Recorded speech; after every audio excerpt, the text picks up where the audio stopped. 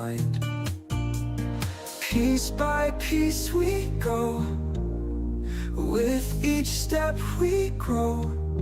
Together we know, puzzling joy will show. Laughter fills the air, friends beyond compare. Pictures start to pair, love and fun we share. Piece by piece we go, with each step we grow. Together we know, puzzling joy will show. Laughter fills the air, friends beyond compare. Pictures start to pair, love and fun we share. Late into the night, pieces fit just right. Heartbeats taking flight in the morning light.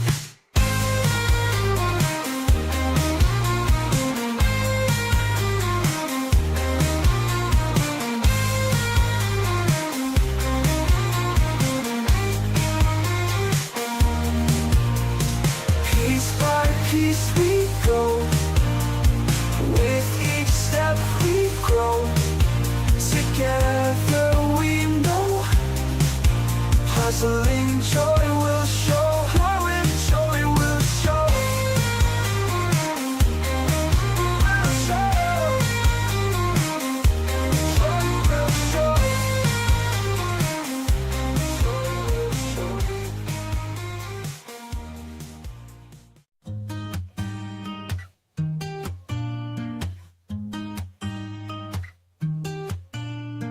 Eight hands flying fast, colors brightly clash. Pieces locked they mash, time you cannot dash. Edge and corner find, patterns in your mind. Joy in each line signed, erase it, you'll not mind. Piece by piece we go, with each step we grow. Together we know, puzzling joy will show. Laughter fills the air, friends beyond compare. Pictures start to pair, love and fun we share. Piece by piece we go, with each step we grow. Together we know, puzzling joy will show. Laughter fills the air, friends beyond compare. Pictures start to pair, love and fun we share. Late into the night, pieces fit just right. Heartbeats taking flight in the morning light.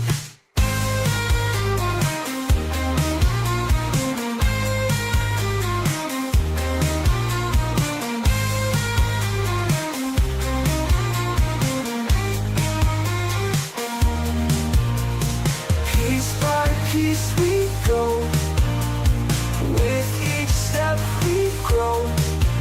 Together we know, puzzling joy will show. Puzzling joy will show.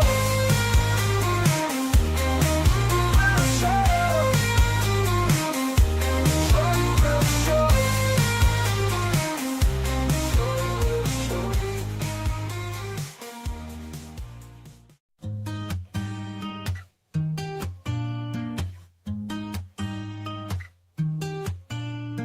Eight hands flying fast, colors brightly clash. Pieces locked, they mesh. Time you cannot dash. Edge and corner find. Patterns in your mind. Joy in each line signed. Erase it, you'll not mind. Piece by piece we go. With each step we grow. Together we know. Puzzling joy will show. Laughter fills the air. Friends beyond compare. Pictures start to pair. Love and fun we share. Piece by piece we go. With each step we grow. Together we know. Puzzling joy will show. Laughter fills the air. Friends beyond compare. Pictures start to pair. Love and fun we share. Late into the night. Pieces fit just right. Heartbeats taking flight. In the morning light.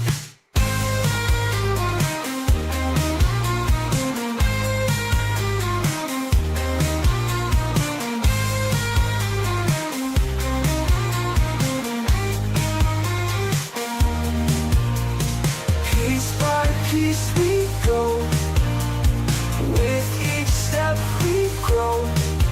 Together we know. Puzzling joy will show. Glowing joy will show. Joy will show. Joy will show.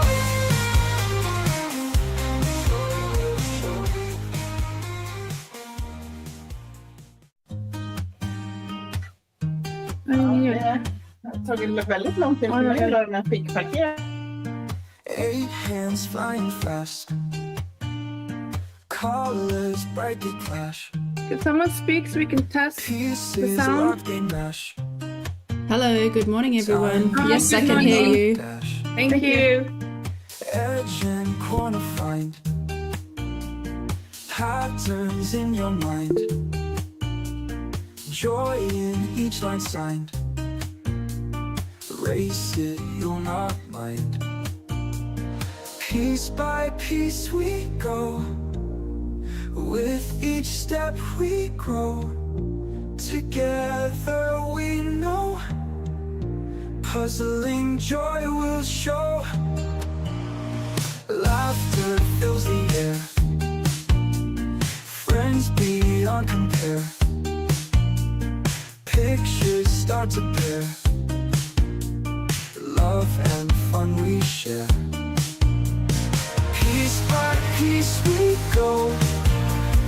With each step we grow. Together we know. Puzzling joy will show. Laughter fills the air. Friends beyond compare. Pictures start to pair. Love and fun we share. Late into the night. Pieces fit just right. Heartbeats taking flight. In the morning light.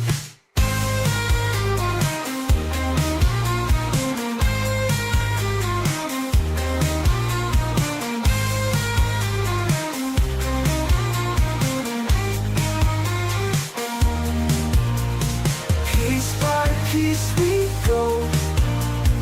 With each step we grow. Together we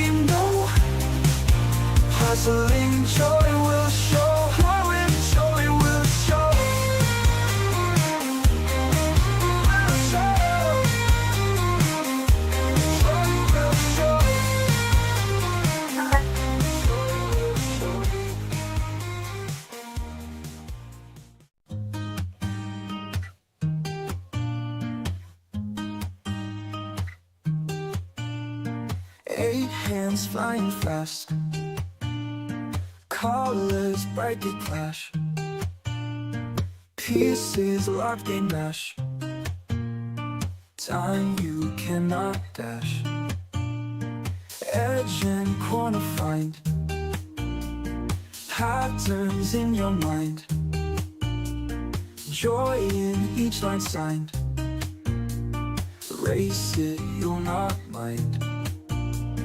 Piece by piece we go, with each step we grow, together we know, puzzling joy will show. Laughter fills the air, friends beyond compare, pictures start to pair, love and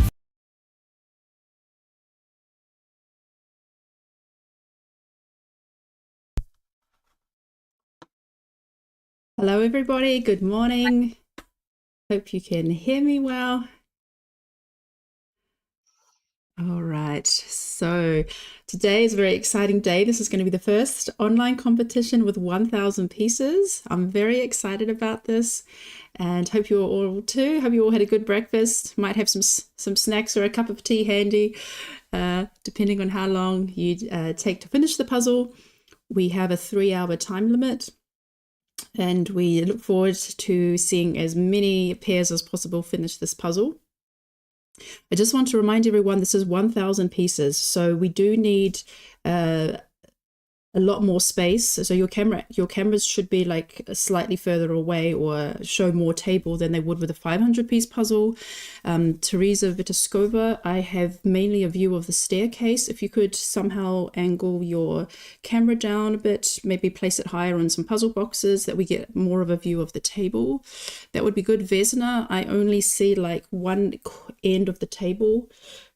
So try and draw out with your hands how big a 1,000-piece puzzle is, and then imagine, how much we can see from your camera. So I'll have everyone a few minutes to figure out their camera angles and get ready.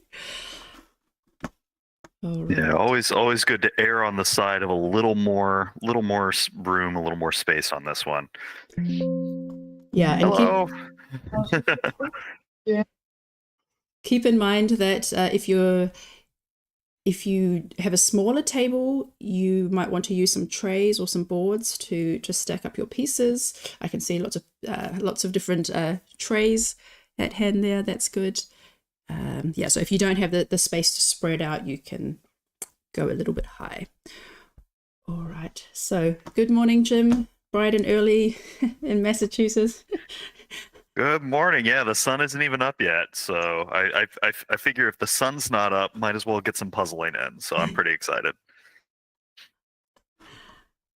Yeah, so it's for those who are not aware, it's 4 a.m. where Jim is. He's very dedicated. So if you're feeling a bit tired, just be thankful it's not 4 a.m. Well, it's early for me. I will say though, we have a couple of other folks in the U.S., Andrea Pang and Becca Taylor, that are joining us at a ridiculously early hour. I'm not sure if you all decided to stay up late or if you decided to go to bed early to wake up for this, but I'm sure you guys are going to be chasing sheep while trying to puzzle. Well, they just did a puzzle before this. I saw they were packing away another puzzle. Oh goodness, that is phenomenal and terrifying. Yeah, so today helping us in the background is Sandra and Taya. Good morning. Good morning. Good morning. Yeah, so Taya, have you done 1,000 pairs puzzles? I think you did some practice. We did one with Rika before, but that's the only one. I actually bought the solo 1,000 pieces, but I have never tried the speed puzzle 1,000 pieces, so I'm a little terrified, but that's a good practice. Yeah, No, I'm just really excited because we don't really have any statistics or lists of times apart from what we have at the Worlds. We have the 1000 Valladolid puzzle, which was used in the final, but of course the other competitions all use 500 piece puzzles. And then we, in America, it's quite common to have 1000 piece puzzles in the online competitions, and sometimes also offline. But a lot of those puzzles that they use, we don't have over here in Europe. So this is like the beginning. This is groundbreaking. We're going to start, getting some stats for Europe with puzzles that people can purchase here and compare themselves with. So what are you looking forward to today, Sandra? Well, I always want to see what the puzzle is. I'm always curious about what images you have picked for them. So yeah.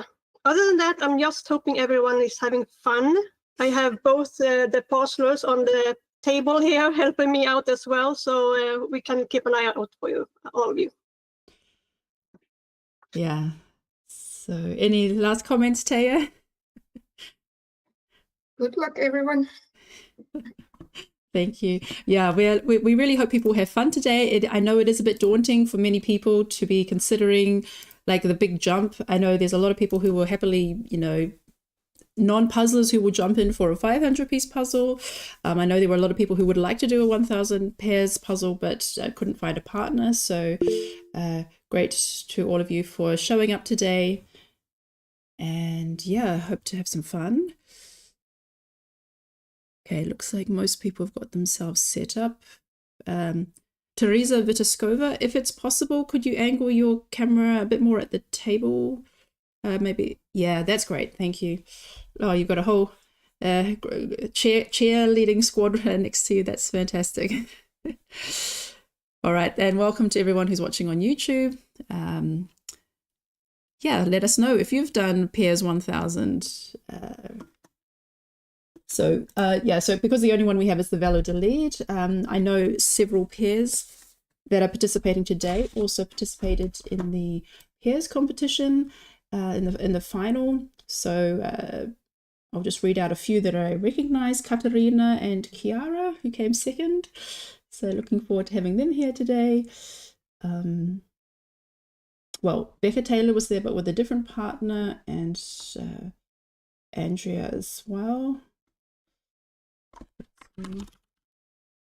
Yes, so both Becca and Andrea were there. Andrea came third with her partner, and Becca came 16th. So they're a very strong competitor. We have Astrid and Olivia, who came 20th. We also have Lenka and Veronica from Slovakia, but because Lenka is now in Portugal and Veronica is in Slovakia, they're participating with different partners. So yeah, and Tobias and Sarah, of course. There are a few others, so that'll be really interesting to see how they go today. But what was also exciting, one of the questions we asked was how many times have you competed with this pair? And most people, well, I guess about maybe 50% of people said that they're only participating with this partner for the first time, on some for 2 and 3. There were only a few that had really done a lot of competitions. So without further ado, let's get started. You may unwrap the puzzle and see what we've got today. Oh, it's like Christmas came early. Not sure what's inside of the box. It's red. See a red box? Does that mean a CherryPazzi? I think so.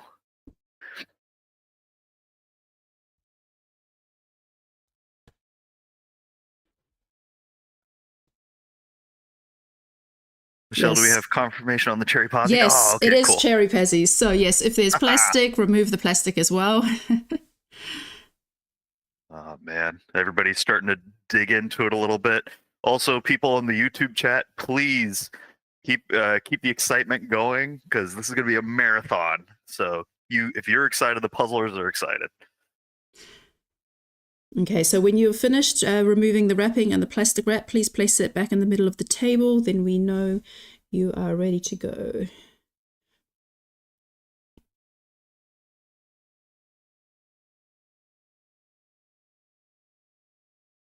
The adrenaline is starting to hit up.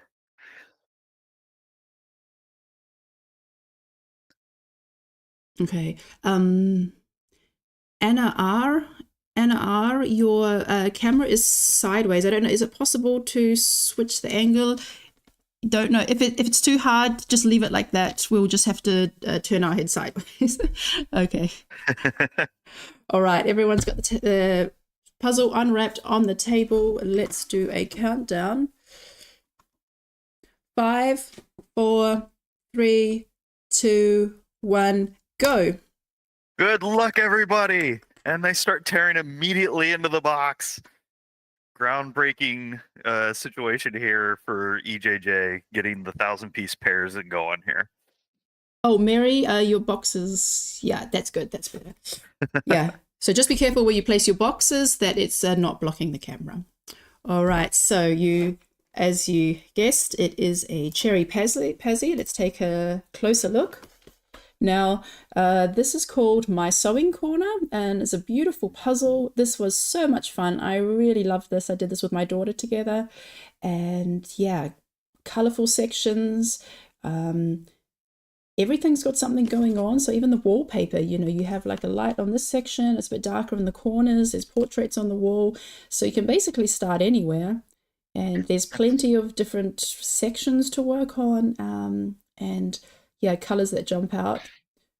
Yeah, that's really lovely. That quilted pattern looks really cool and has all sorts of colors that jump out. That big chunk of the sewing machine itself with the white pastels, you could probably break that down into a couple of different colors. That wall looks really great. And those hanging portraits, if you're pretty good on texture or doing that outline, those are going to be really good targets as well. This is a fantastic puzzle pick, Michelle. Yeah, we're going to see some fast times. I love this puzzle. So some of you may have already seen this already. It was featured on Victor's channel. So after I had already picked the puzzles, ordered them, received them, and started selling them, like 2 weeks later, Victor shared a post that they had a small competition in Poland, and it was a pairs, and it was 1,000, and they used this puzzle. So he did share a couple of stats and a couple of photos from it.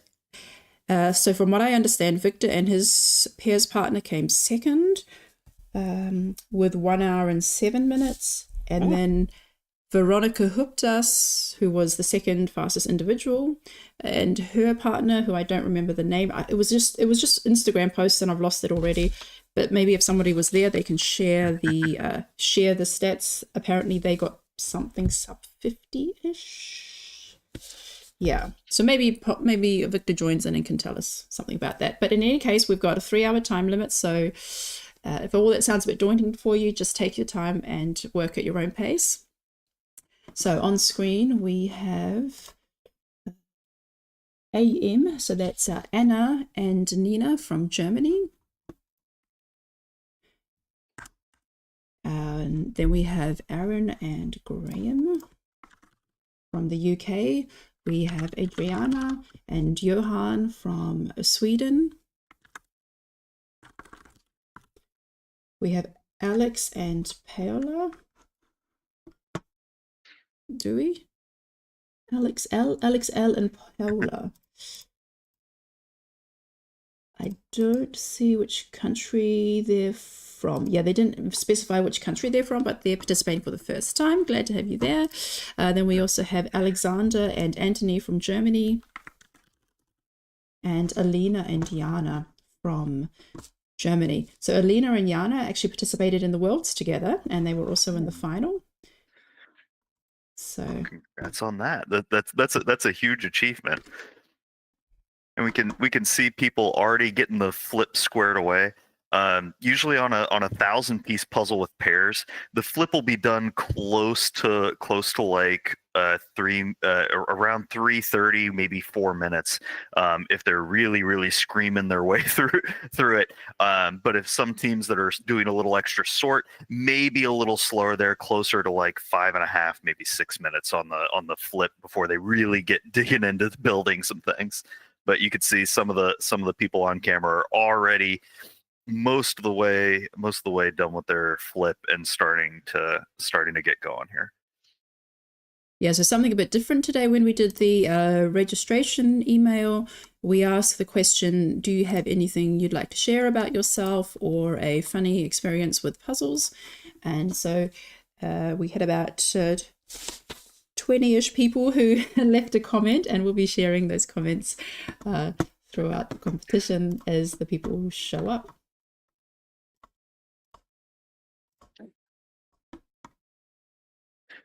Yeah, I wonder how many participants today like did some stretching, a little bit of calisthenics before hopping in, because it's very different knowing that you're going to be going for at least 45 minutes plus, as compared to some of the 500s where it's a little where you can get those done sometimes, in like 20 to 35 minutes or so. Shuffling around on the screen a little bit, some more folks. Yeah, I'm really excited to see the tactics that people take. It's easy on these 1,000 pieces to oversort a little bit early and end up hopping around a lot, but you can also make some really good islands, like those colorful threads have a really distinct color and really distinct texture. So you'll see pairs pulling out those colors and building those like that basket area or those two big threads on the lower right hand side as well. So we have Andrea and Becca on screen. So Andrea is super excited because she's booked a ticket to Finland. She's going to go visit Hannah, and she's also going to meet up with Rika and Rosa and Kira, who are all at the Worlds. And she says, anyone from Finland who wants to swap puzzles, let me know. Yeah, Andrea's going to start her world puzzle tour, so it's a pretty exciting time. Well, Andrea has already been my puzzle fairy. She hooked me up with some US national puzzles that I was looking for, so that was very nice. So she comes with a giant bag packed to the brim with puzzles. Have we ever seen Andrea and Santa in the same room at the same time? Because if no, I have a suspicion. But we can see Andrea and Becca already starting out on the edge. It looks like Becca's doing a little bit of a sort for some of those whiter pieces on the on the sewing machine, and Andrea's going to town on some of those darker pieces as well. Okay, so Anna from Poland has just joined the chat on YouTube, and she said the winning time was 58 minutes. Wow. And I'm just going to ask who was Veronica's partner, if we know that. So also on screen we have Anna Karin Falkenstrand, but I can't find a registration. Is that Anna and Omar? Is that Anna and Omar? I think so. So, hi, this is Anna Karen. I did a registration 25 minutes before we started. Oh, okay. Sorry. Oh, yes, we got some last minute ones. Okay, it's on my other screen. Teresa, Anna Karin and Teresa from Sweden. Glad to have puzzling and speed registrations. Then we also have Anna R. Is that with BB? Anna R and BB? No. Okay, so maybe another last minute.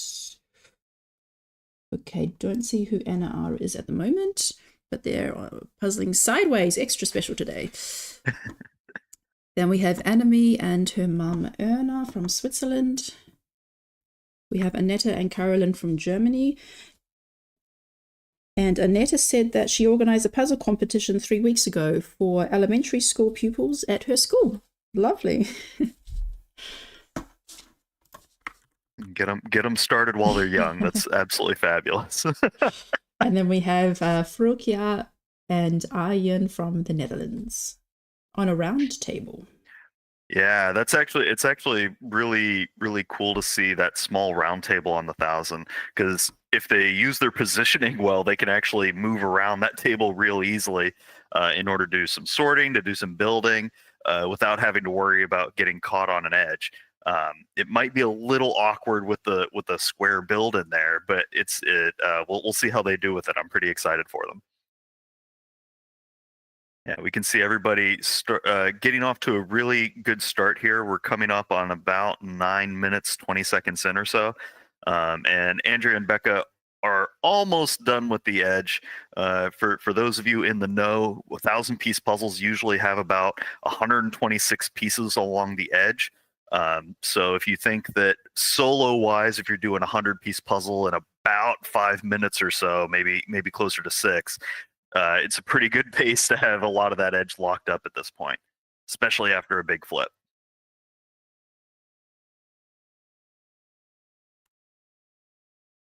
Yeah, so Anna told us that the winning pair for this puzzle in Poland was Veronika Huptas and Anna Kazana, who are half of the Peaky Puzzler team. Ooh. And the time was 58 minutes and 1 second. So on screen, yeah, that's a great time.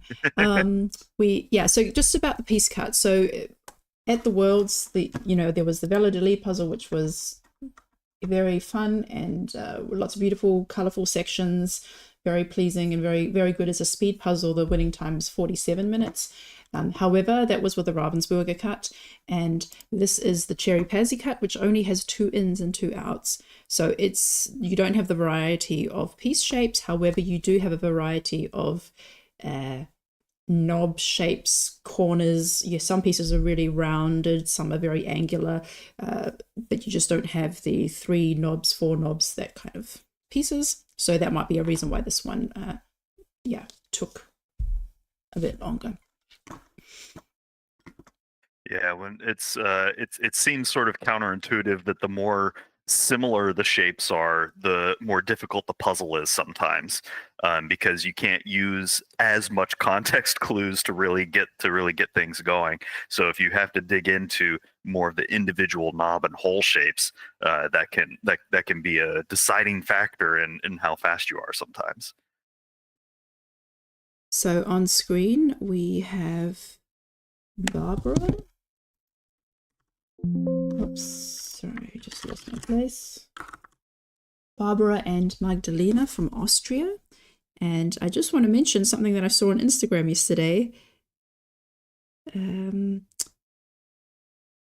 So it sounds like Barbara and possibly some others from Vienna had an amazing afternoon yesterday. They were puzzling winter puzzles, really beautiful ones, and they got together and just had a really chilled, casual puzzling afternoon. So that's really great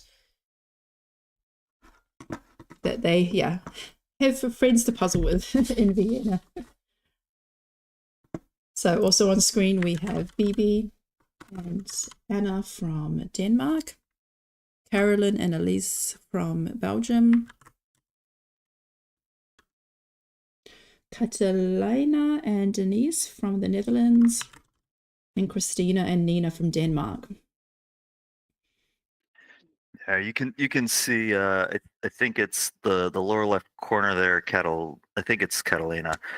They're doing a pretty sizable sort to try to get those orange pieces out. I think they're trying to go for that lamp area and some of that wall background, because those are pretty distinct colorations in there. And that'll be a good spot to kind of jump into as they keep pushing forward. You can see in the lower right there, Christine. They seem to be using multiple trays to sort things out as they continue on. One of the pairs is working on that edge, trying to build it out as quickly as they can, making some really strong headway. And it looks like the other's doing some sorting ahead of time to try to get them going. And that's one of the things that I really like seeing with a lot of the pairs is that each individual has strengths and weaknesses, and it's how they combine together in order to get through a puzzle as quickly as possible. It's really exciting. Yeah, and I like seeing here how now that we're seeing some of the assembly coming together, the different places where people are starting. So like Christina's got the border going, Andrea's got the lamp done. That's also one of the things that stood out to me at the beginning was the lamp. So it has this golden glow, but it also has vertical lines on it, and you can kind of tell from the distance and the angle of the vertical lines where it gets placed. So that was something I got knocked out quite early. But we also see Barbara's got some roses being done. Oh yeah, the roses are part of the decoration on the sewing machine. So you have quite an ornate floral pattern actually on the sewing machine, and it has like a white background. Some parts have a bit of more of a grayish shadow on them, but also something that's quite distinct. Yeah, and I misspoke earlier when I was thinking that Becca and Andrea were sorting out for the sewing machine. One of the images I looked at had cut off that whole Windows side, which is that real bright blue and has sort of that see-through white over there, and you can see Becca starting to sink those pieces in rather rapidly. They're making some really great headway here. I think a lot of the speedy pairs are going to lock in on that window and that lamp early.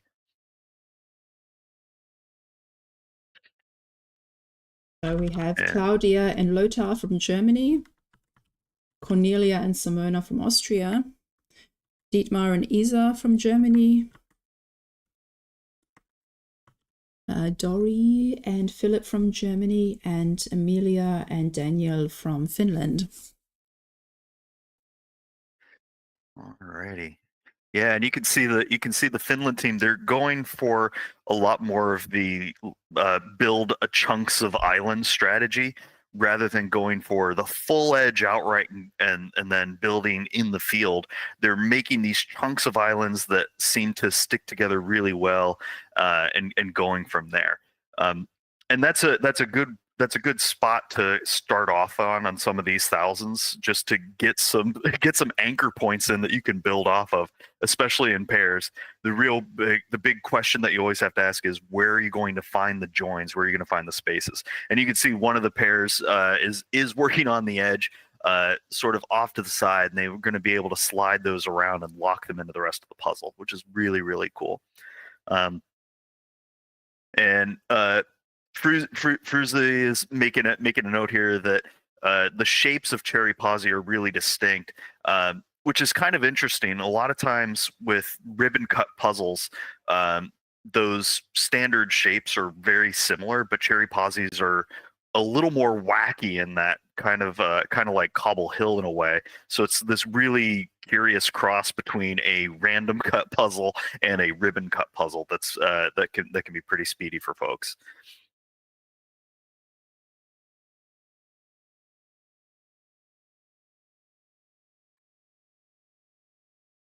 So we have Freya and Iris from Denmark. Ooh, and they're looking really strong. Already have that window and the lamp in. Yeah, so Freya... Sorry, go ahead. I was going to say, at about 1730, having those bigger chunks starting to form up, you're really going to be able to start seeing where the different pairs are at. Yeah, so Iris was in the World Championship final, but with a different partner, with Sophie, who we interviewed last time. And yes, and Freya made a comment. So she said that she's been doing puzzles since she was a kid, and she used to do them while watching TV. She had them on a piece of cardboard balancing on the armrests of her favorite chair while she was watching TV.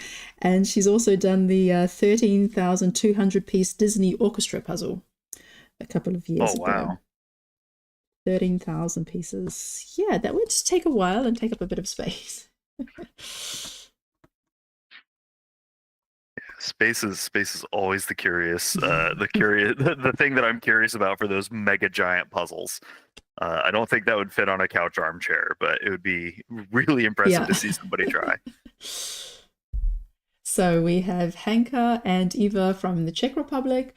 They are sisters, and they've been competing together, completing puzzles together since childhood, and they really love to share their hobby with family and friends. And they're doing great. I can see the quilt is coming together really nicely. So yeah, that's something that I actually thought we would do this quite earlier on, but the pieces that I was attracted to and what my daughter was doing, yeah, I thought we would do the quilt quite early, but it seemed to be something we did quite late in the game. But I can see a couple of those quilts coming together. So yeah, it is a very nice texture. You have this grid pattern on it, and you also have like a bit of a gradient as the colors move across. Some are a bit darker yellows, lighter yellows. So yeah, that's a really nice feature in this puzzle. Yeah. Yeah, it's real pretty. I can also see it being because of how big it is. Depending on which stripes you try to go for in it, it can be a little bit of a trap. Because if you try to go left to right, there's a lot of alternating reds and oranges or alternating greens that can be a little trippy. So you might want to try to do more of the like up to down sort of consistent color for the darker edge, sort of going like blues to greens rather than those warm yellows and oranges. But a lot of it comes down to what your eye can see in order to try to lock it down.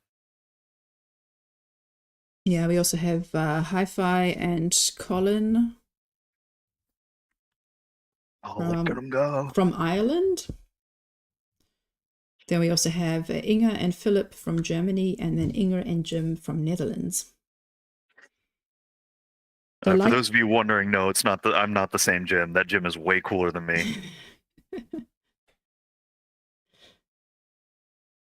So I like how Inga M has got all these little detailed like sorts. So it looks like one is already starting building, and one is going through the pile and making a nice ready sorted piles. That's going to help them later in the game. Yeah, if they're sorting quickly and they're building quickly, that strategy is going to pay off in the long run. It's just going to be a game of how tightly clustered some of those spots are and how accurate that sort is. Because if it's really tight, then you can just zipper through. So we may see them make a strong bounce back a little bit later. Yeah, I just want to point out, so on Andrea and Freya's screen, you can see there's this blue curtain and a bit of the window in the top right-hand corner. It's really interesting how different things jump out to different people, because I completely didn't not even see that there was a curtain there. And at some point, quite early on, my daughter started collecting all the blue pieces and was building the curtain, and I was like, oh, that's what you noticed. Like, to me, that was just part of the wallpaper. Like, it was just this, I was looking at all the objects in the foreground, and everything in the background just kind of like blended out for me. So yeah. Well, and that's where working in a pair, if the other person can see the things that you usually look over, you can rely on them to do to do that stuff. Because if you're both picking off what's easy for you, then the puzzle just goes that much faster. I like the lower left corner here, that big sort that they're doing. It looks like they're also good at sorting for that curtain line. And I think Iris, yeah, they're doing a wonderful job as well. They're getting those anchor points in with the lamp, and also doing the window and locking in some lines.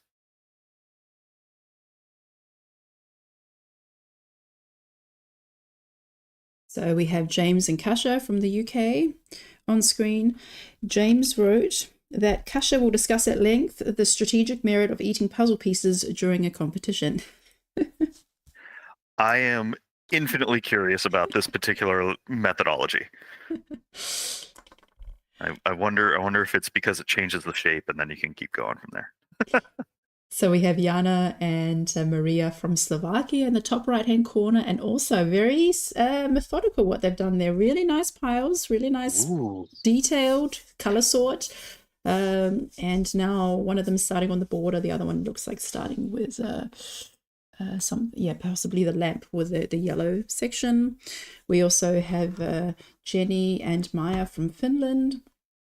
And Jenny wrote that she likes to participate in demonstrations about racism, human rights, climate, and pro-Palestine. So I think she probably really enjoyed the puzzle that we did on Wednesday night. Oh, the climate action? Yeah. With the protest, the Fridays for Future protest on there. Very nice. So we also have Joanna from Poland with her partner Agata. And they were a pair in the final as well. They came 33rd, so really great result for them. They have experience puzzling together. And then in the bottom right-hand corner, we have Johannes and Kristen from Germany.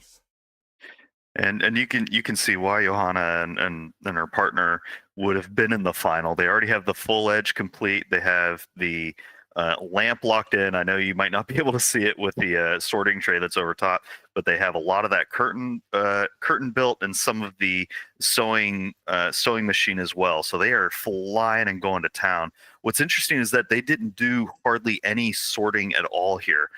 Some of the sorting that they're doing is sort of like pulling from the pile itself in smaller chunks. If you look in the upper right with I think that's Java, they did a super methodical sort almost purely by color in these really large groups. And I'm hoping that they're going to be able to zipper through there. Some of those bigger piles might be difficult to and require a secondary sort. And that can eat a little bit of time. But if they're really, really quick on that second half, they're going to be able to make it up. So now we have Kati and Kiara on screen, the second fastest pair in the world, gracing us with their presence today. So they finished the final puzzle in 48 minutes. Amazing. And they're flying fast. You can see that they did that window part. They also have the lamp set up, and they have a lot of that rainbow quilt built in, and a few other lines here and there. They have completely foregone the edge. They may have pulled the edge pieces and just haven't built them yet. But they're really going for this anchor island technique, and then a sun bursting out from there. Which I think is going to be really powerful because a lot of the pieces stick out in the pile as they are without having to do a lot of extra sorting. Yeah, we also have Katrin and Sandra from Switzerland on screen, Kirsten Kay and Frank from Germany, Kim and Mandy from the Netherlands, and Kinga and Alexandra, also known as Ola, from Poland. All right.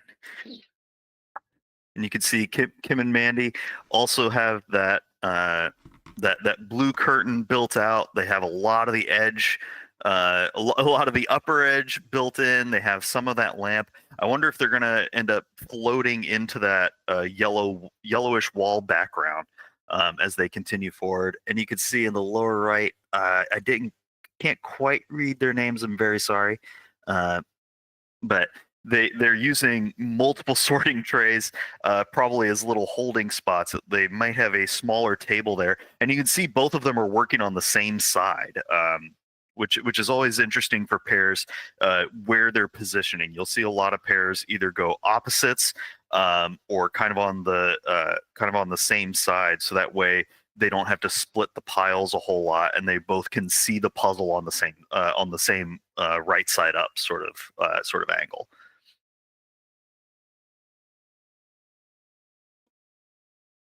Now we are coming up on like about 27:30.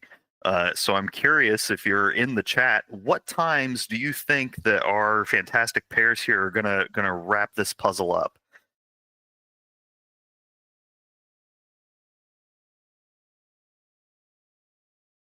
So we have Kira and Rosa from Finland, Kristen and Linda from Norway, Laureen and Diego from France. And Laureen made the comment, "My partner is Bolivian, and in Spanish we call puzzles rompecabezas, which literally means head breaker." I find it very funny. I guess that's why we shape sort, to avoid reaching the breaking head point. Rompecabezas. Okay. Maybe it's like that it just gets so difficult or such a challenge that you're going to be like knocking heads together. Let's hope nobody reaches that point today. Absolutely. Well, and we have Kristen Tuve, the fastest puzzler from this past year, and you can see that her and her partner are doing the island setup. You can see that they have a lot of pieces in the middle of their field, and they're sort of working their way out. But they have the the window curtains built. They have the lamp and the lamp wall, and then also that quilted pattern set up as well. So now they're sort of digging their way out of the middle murk, which is going to be interesting to see how they do that. They're both working on the same side, so that way they're both right side up, and probably have a good view of the puzzle box in case they need it. And I think they're starting to work on either some of the table or basket, maybe the lamppost as well there, or some of those portraits. Yeah, I think there's some of those brown portraits that they're building out to as well, which is really neat. Yeah, so also on screen we have Leah and Laura from Denmark. And Leah is a thrift queen. She's thrifted more than 100 puzzles. She only started speed puzzling in May, and she only owned 3 puzzles. So she's done a lot of buying and selling to get those up to 100 puzzles. And the oldest one, she has a puzzle from the 1940s. That's quite unusual. I need you to train me in the Jedi arts on how to find those puzzles. That's amazing. So we also have Lenka and Filipa from Slovakia/Portugal. Lenka was the champion in Portugal a few weeks ago. We also have Lena and Paulius. They are from Lithuania. I think that's possibly the first time we've had participants from Lithuania. Well, welcome. We're happy to have you there. And we also have Linda and Marta from Latvia. Congrats. Yeah, no, I always get a kick out of watching Lenka puzzle in any configuration, because she really does this sunbursting after hitting the anchor points. You can see that they're doing that quilted patch, and they're doing that yellow background and building down into the lamp. They also have that blue curtain almost finished and a lot of edge. They may not be in the lead of the pack, but they are in that upper echelon right now, which is great.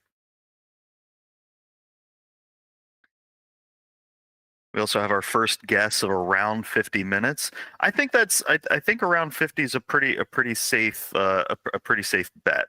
I know at the world's level, on that really fast Viola Hadid puzzle, the top time was 47:41. So it wouldn't surprise me if we had pairs that were able to get down into that today. We have Linda from Latvia with her partner Marta, and we have Louise and Inga from Norway, and her partner Inga says that for Christmas this year she's wishing for puzzles with chickens. Puzzles with chickens. So if you are in Norway and you have you're a friend of Inga, she'd like puzzles with chickens. Sounds like an excellent idea. I wonder if you get them for about $1 or $2. Maybe a buck. Oh. I'm sorry. It's 4 a.m. We'll forgive you. We'll let that one slide. We have Lynn and Walter from Belgium, and Maya and Rika from Finland, and Mandy and which Mandy? Yeah, we have 2 Mandys from the Netherlands. Let me just double check.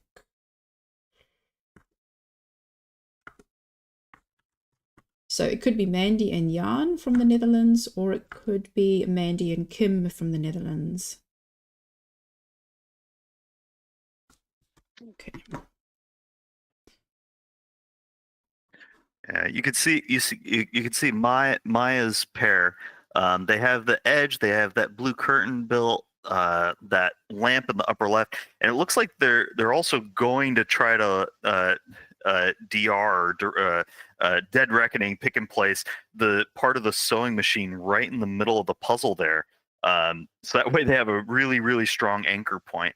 I think that's a pretty good call, because that pastel yellow on the sewing machine sticks out in the pieces a little bit. So you're going to see teams sort of build around that sewing machine in sections rather than all as one big hunk.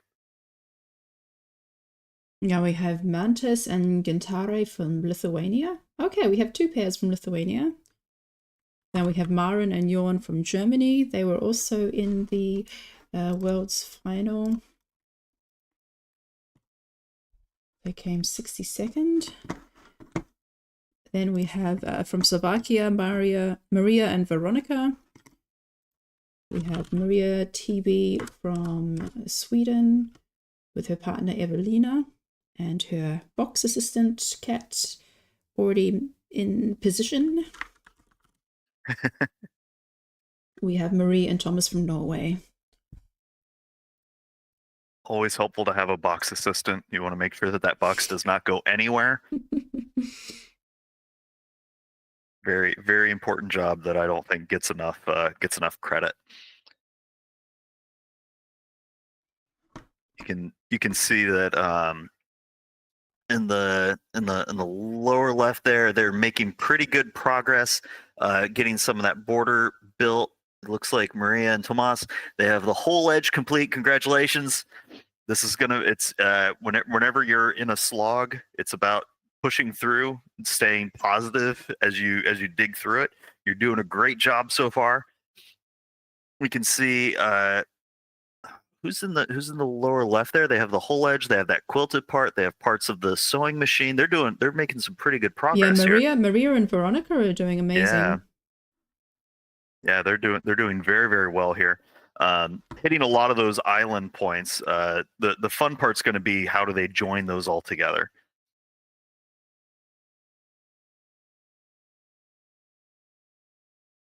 Yeah, we're coming up on the around 36 minutes here, and some of the pairs are really making really making a splash here on the EJJ's first 1,000 pair puzzle.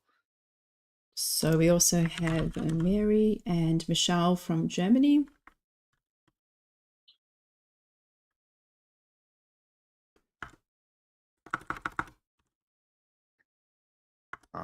You can see that they have the lamp built. They're making some good progress. It is tough to see certain pieces, so you gotta move fast to grab them and grab them and aim for what you want. Inside of a chaotic field like that, they're off to a good start. Yeah, so we have Matilda and Adrienne from France, Mooney and might be a late registration. Yes, Mooney and Sass from Germany. Then we have Nina and Diana from Austria, Olivia and Astrid from Denmark. So Olivia and Astrid were the winning pair in Denmark. At the Denmark Nationals, they also competed in the World's Final. So also a top pair to watch. They're making amazing progress. And let's check out, we also have Omar and Anna. And Omar makes the comment, my slowest puzzle time was approximately 1 year for a 5,000 piece puzzle with a friend. I feel like that's pretty impressive in itself. I mean, many people would give up, but the fact that, you know, that puzzle took a year, but they finished it, and it was a part of their life for so long, that's also, something of note. Absolutely. Just getting a 5,000 done is impressive. You can see Olivia and her partner full edge complete. What's also kind of cool is that they're doing this landscape style on the table, so there's not a lot of room for error along the edges, but it is going to allow both of them to see the puzzle right side up. And I would imagine that they could use that outside part of the table as they get closer to the finish in order to like bring everything down a little bit and really turn the crank on getting pieces in. You don't usually see a lot of pairs doing that sort of horizontal setup. There's a couple of pairs in the U.S. that do it a lot, but it's a little less common in the European play. Yeah, something I'd just like to mention about Astrid and Olivia. You can see Olivia is actually building the quilt outside of the frame. that's actually not a problem because CherryPazzi stays together so well. Like you can just lift it up when Olivia's done. She's just going to lift it up, place it there, and it's just going to be perfect. And that makes CherryPazzi also perfect for doing pickup challenges if you want to take a photo with it afterwards.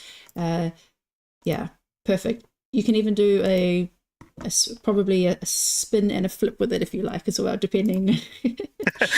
do a whole pizza toss in. I don't know if you want to go that far. Yeah, depending on how you like to interact with your finished puzzles. Yeah. For those of you watching, as a little tip, if you are going to pull a big section and put it in, make sure to grab the ends and put a little tension in there, just to just pull away a little bit as you pick it up, and that'll make it easier to airdrop it in. So on screen, we also have Peter and Vanessa from Belgium, Quinta and Kira from the Netherlands, Rihards and Yeva from Latvia, Shiori and Yuki from Japan, and SJ and Dan from the UK. Now, SJ and Dan are the 4-time British champions, so very impressive, and they have a lot of experience coming in together because in the British Nationals, they always do 1,000-piece puzzles, so I think they come in with a lot of experience under their belt for today. And we can see they've got lots of sections done, the lamp, the the spools of thread, the curtain, the quilt, part of the sewing machine. So it's going to be, I mean, it looks a bit chaotic at the moment with all the pieces kind of scattered in between there, but when they join those together, they're going to have a really big really significant sections done. Yeah, you can see they also have that bottom corner, that like lower right side that has a lot of the darker pieces. That's mostly built out at this point. So they're gonna be able to fly through once they clear out a little bit of that middle to just airdrop those pieces in. It's gonna be really exciting. And Quinta and her partner are also doing a fantastic job here. They have a pretty clear field, so you can see that they have pretty large chunks. They're probably about 1/3 of the way through the puzzle here. As we come up on the 41:30 mark, you can also see, I can't quite read the name, that lower middle right now, but they have the full edge complete. They've pulled some of that blue curtain, and they're going to be able to start zippering through, which is really, really great. Good luck, guys. Come on, keep pushing.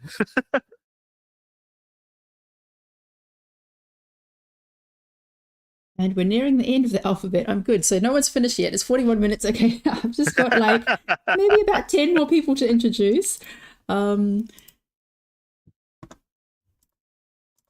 Yeah, so I hope it's okay that I'm adding these little snippets about the participants in here. I just thought it was kind of some cute and funny comments that were worth mentioning. But of course, we also want to focus on the action. So on screen, I'm leaving SJ and Dan on a bit longer because I'm really keen to see how theirs comes together. We also have Steph and Toby from... Oh yeah, we have 3 Tobiases actually. We have Tobias and Sarah, but that's not them. We have Tobias, oh yeah, Tobias and Steffi from Austria. And there's another Tobias coming up. Then we have Susanna and Johannes from Germany.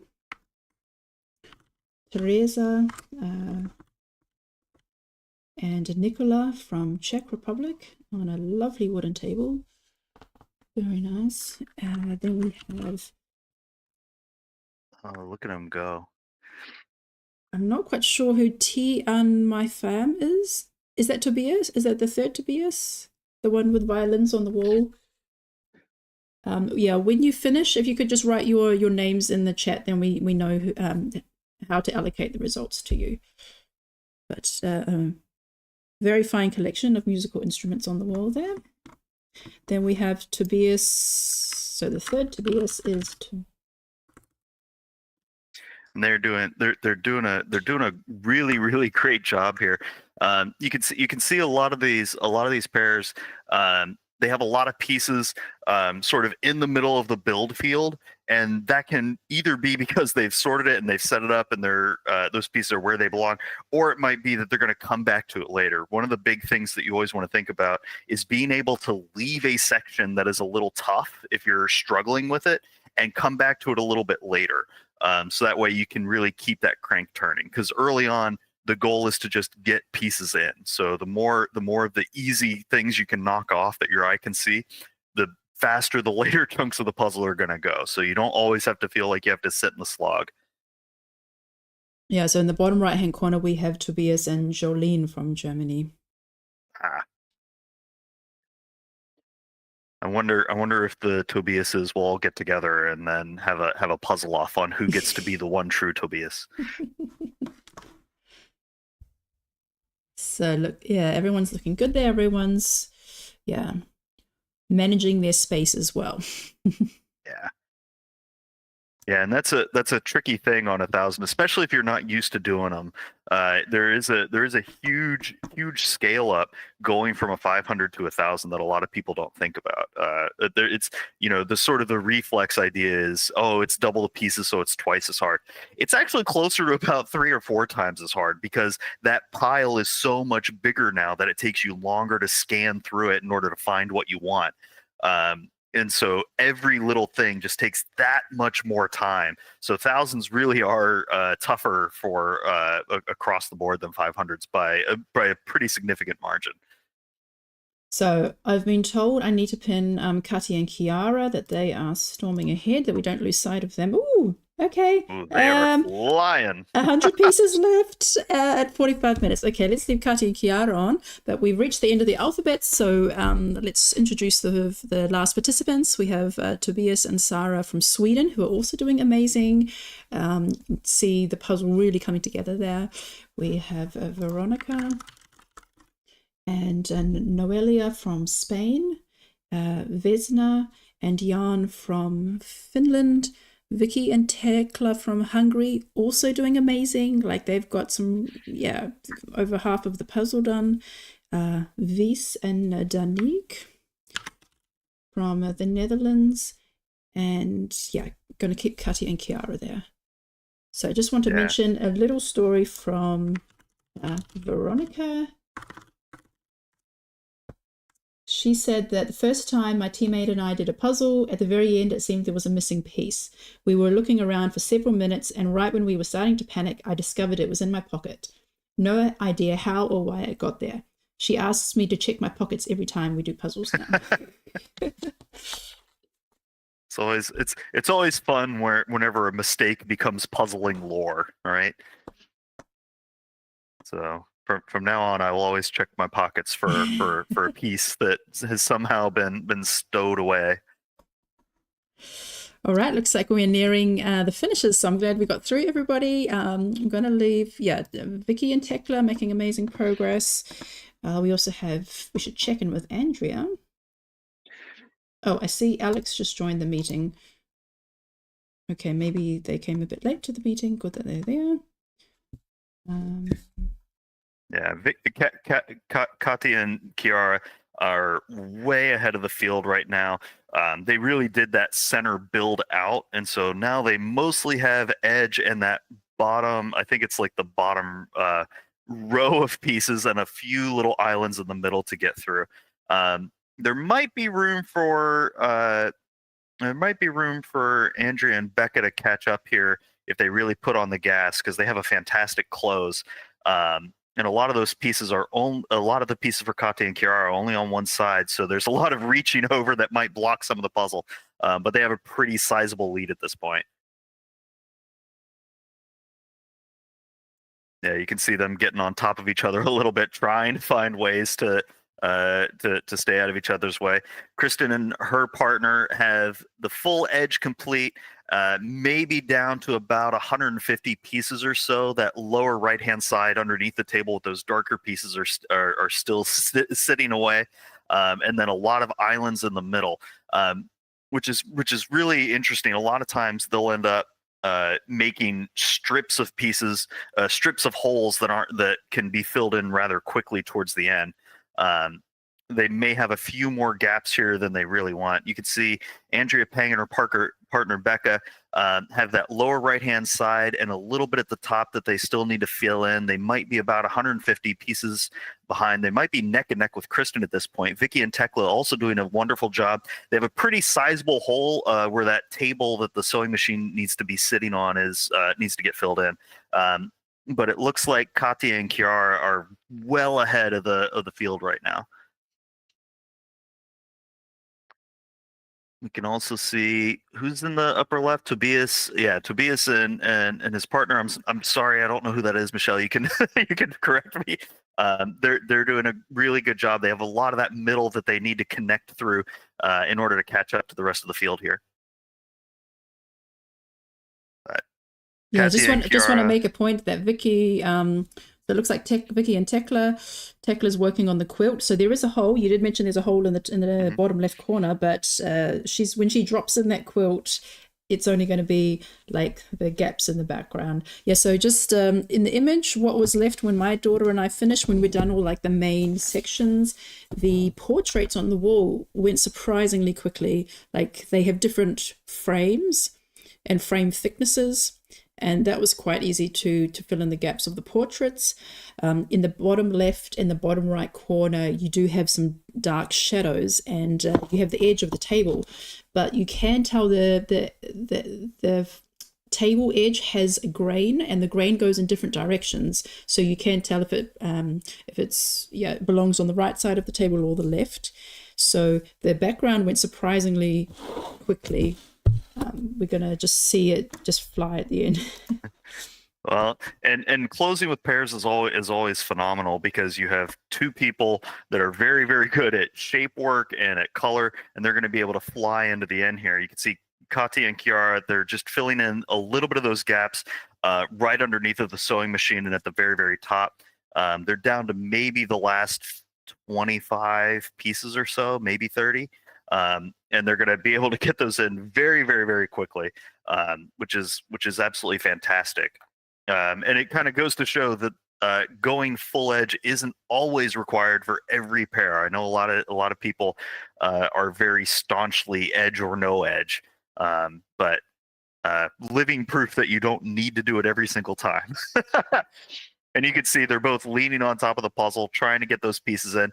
And you can also see that they're kind of going around each other a little bit. They're not, their arms aren't getting in each other's way a whole lot. And they're very quickly checking a piece. Anything they pick up does go in. They're not doing a lot of reset whenever they're in the last handful of pieces here. And they're down to the last 3 or 4, sticking them in. And it looks like Kathy and Chiara walk away with this one. Congratulations. Amazing. Katya and Chiara, about 51 minutes 45-ish. Yeah. Okay, awesome. Yeah, that was great effort there. Good teamwork. Whew, very, very well done.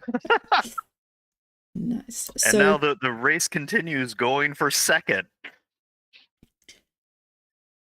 Yeah, looks like Andrea and Becca have the least gaps to go, but Kristen and we can't see all of the leftover pieces from Andrea and Becca. So it could be close between Andrea and Kristen. Yeah. Andrea, I think it's going to be Andrea and Becca and Kristen and her partner. Getting down to the nitty gritty here. Kristen has a really fast close. If you've ever seen her in competition, once you get down to the handful of pieces where she can just do the shape work knockdown, she can blitz, a good 15 to 20 pieces in a minute, which is absolutely phenomenal. Becca and Andrea going back and forth very, very rapidly. It looks like they have 2, maybe 3 big gaps, that one underneath of the sewing machine and then the lower right-hand side, whereas Kristen and her partner have the underneath the sewing machine, that lower right-hand side, and then some at the top as well. They're actually pretty evenly matched here, but the table coloring is always a little tricky to kind of figure out who's where. This is going to be really, really exciting coming into this. Andrea using a little bit of that Pez dispenser. You can see her, she picks up pieces in her left hand, tosses them out to her right, and then sticks them down. They have a sorting board on the puzzle itself, so that way they don't have to reach quite as far for those last couple of pieces. It looks like Kristen and her partner is kind of further away from the puzzle at this point, and they make a big shift so that way they can both be on the same side, I think.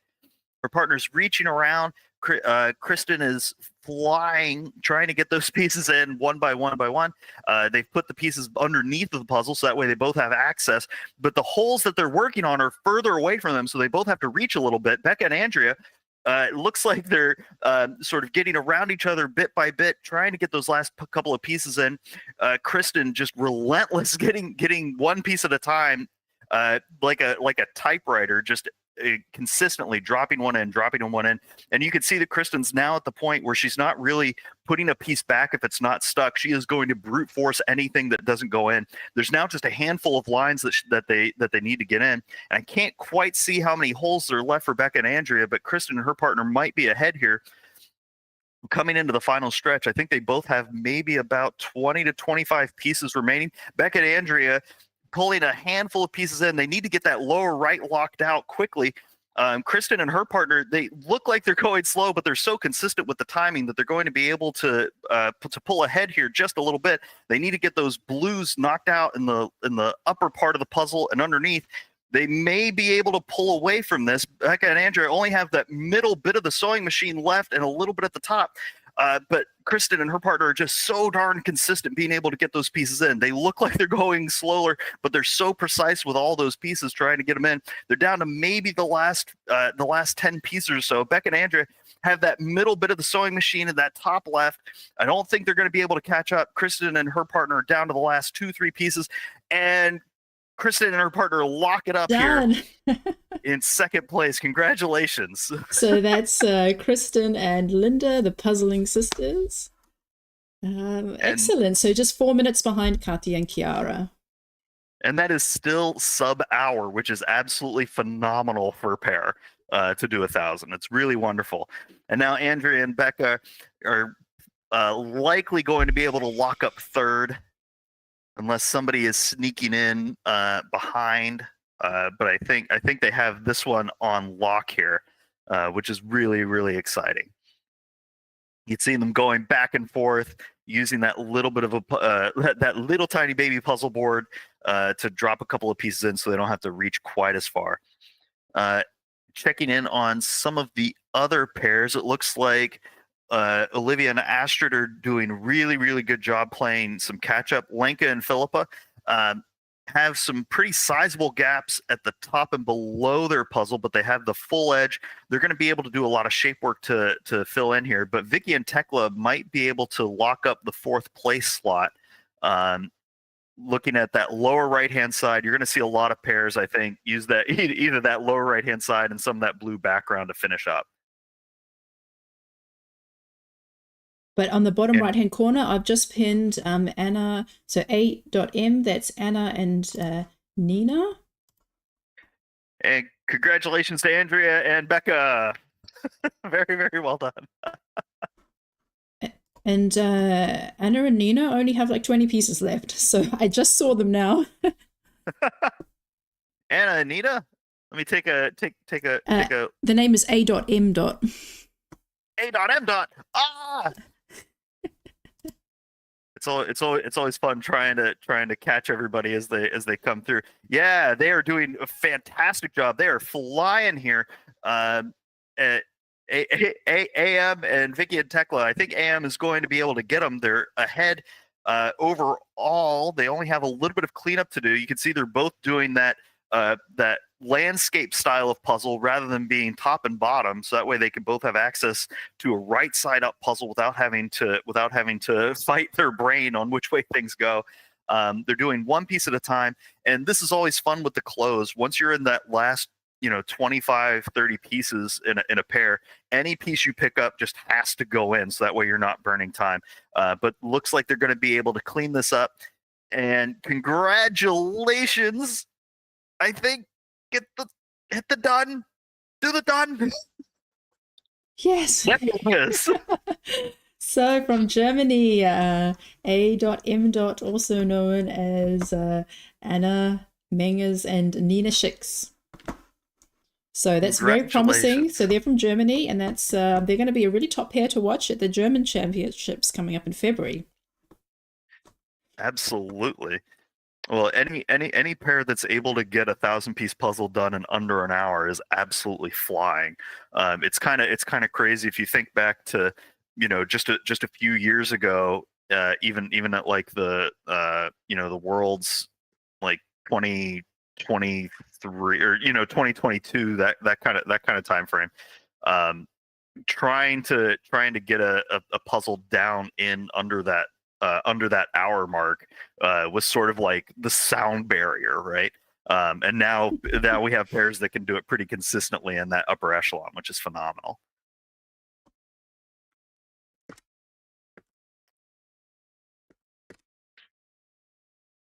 Oh man, congratulations so far. And we're coming up on the 59:30 mark. I'm not sure if we're going to have any other pairs be able to break the hour line, but we are going to have plenty of pairs that are going to finish today, which is really, really great and exciting across the board. Vicky and Tekla look to be in the hunt for 5th place here. They have that lower right-hand side, that top, and that space right underneath of the sewing machine. In case you're wondering why those are kind of the spots that people are finishing up on, a lot of puzzlers shy away from pieces that are very dark or pieces that are very samey. And that spot that's underneath of the sewing machine has that same that blue wall background as it does at right above it. So those two gaps seem pretty consistent. And then that lower right-hand side is also very dark pieces. So if you're not aggressively attacking those, a lot of pairs are going to have that towards the end.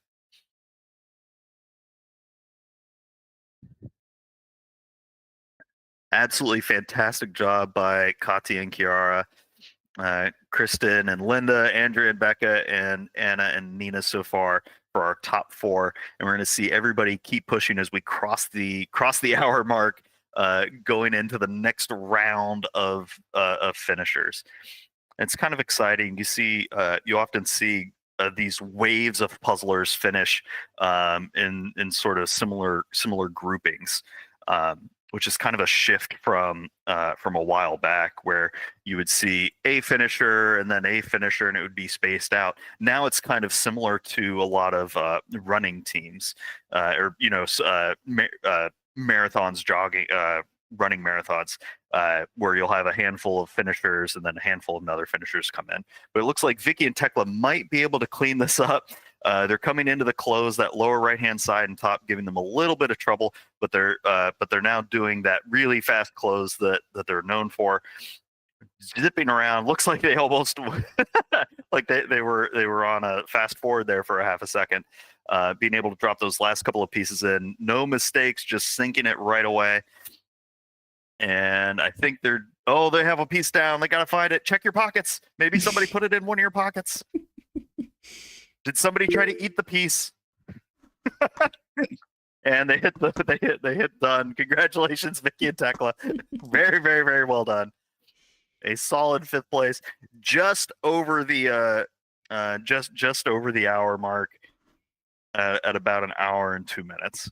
Very, very well done.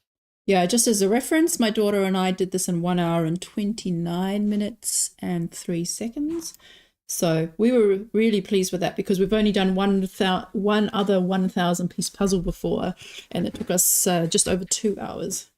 So I think everyone's got a really good chance of finishing this puzzle. And yeah, got the next batch of finishers on screen right now. We've got Maria and Veronica, Lenka and Philippa, Maren and Jörn, Linda. Sorry, just check who Linda's partner is from Latvia, Linda and Marta. Then we have Tobias and Sarah from Sweden.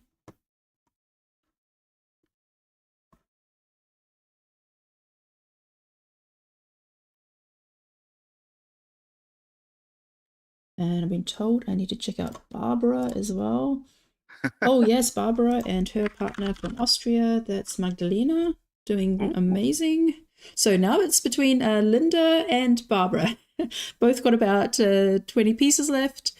Oh wow, this is gonna be tight. It's really going to come down to which pair has the faster close coming into this. And I know some of them might be a little tired, but I think Linda and her partner might be just a little bit of ahead here. They're both using both hands in order to try to get those last couple of pieces in. It's in that dark area, whereas Barbara and her partner have some of that middle. I think Linda and her partner are going to be able to get those dark pieces in just a hair faster. And they do just barely, and they hit the done. Congratulations. Very well done. Very well done. And now Barbara and her partner are going to be able to lock up another top 10 spot.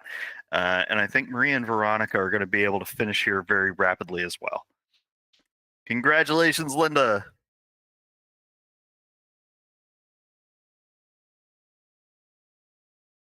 So we have our top 6. Kati and Kiara, Kristen and Linda, Andrea and Becca, Anna and Nina, Vicky and Tekla, Linda and Marta. Well done. That's amazing. So we just crossed 1 hour and 4 minutes. And what did I say that Victor and his partner did it in 1 hour and 7, I believe? Yeah, I think the Polish group had it like 57 and 53. No, so the winning time was 58 minutes. 58, there we go, yeah. Yeah, and then second place was 1 hour and 7 minutes. There we go. Thank you for the correction. And Maria and Veronica closing now, the final 10 pieces, doing really well. Or could, or could it be Barbara? Could it be Barbara and Magdalena also got 10 pieces left? Oh, quick catch up. may have gotten the late game fatigue may have gotten to him a little bit. We'll see if they can brush it out here without getting caught.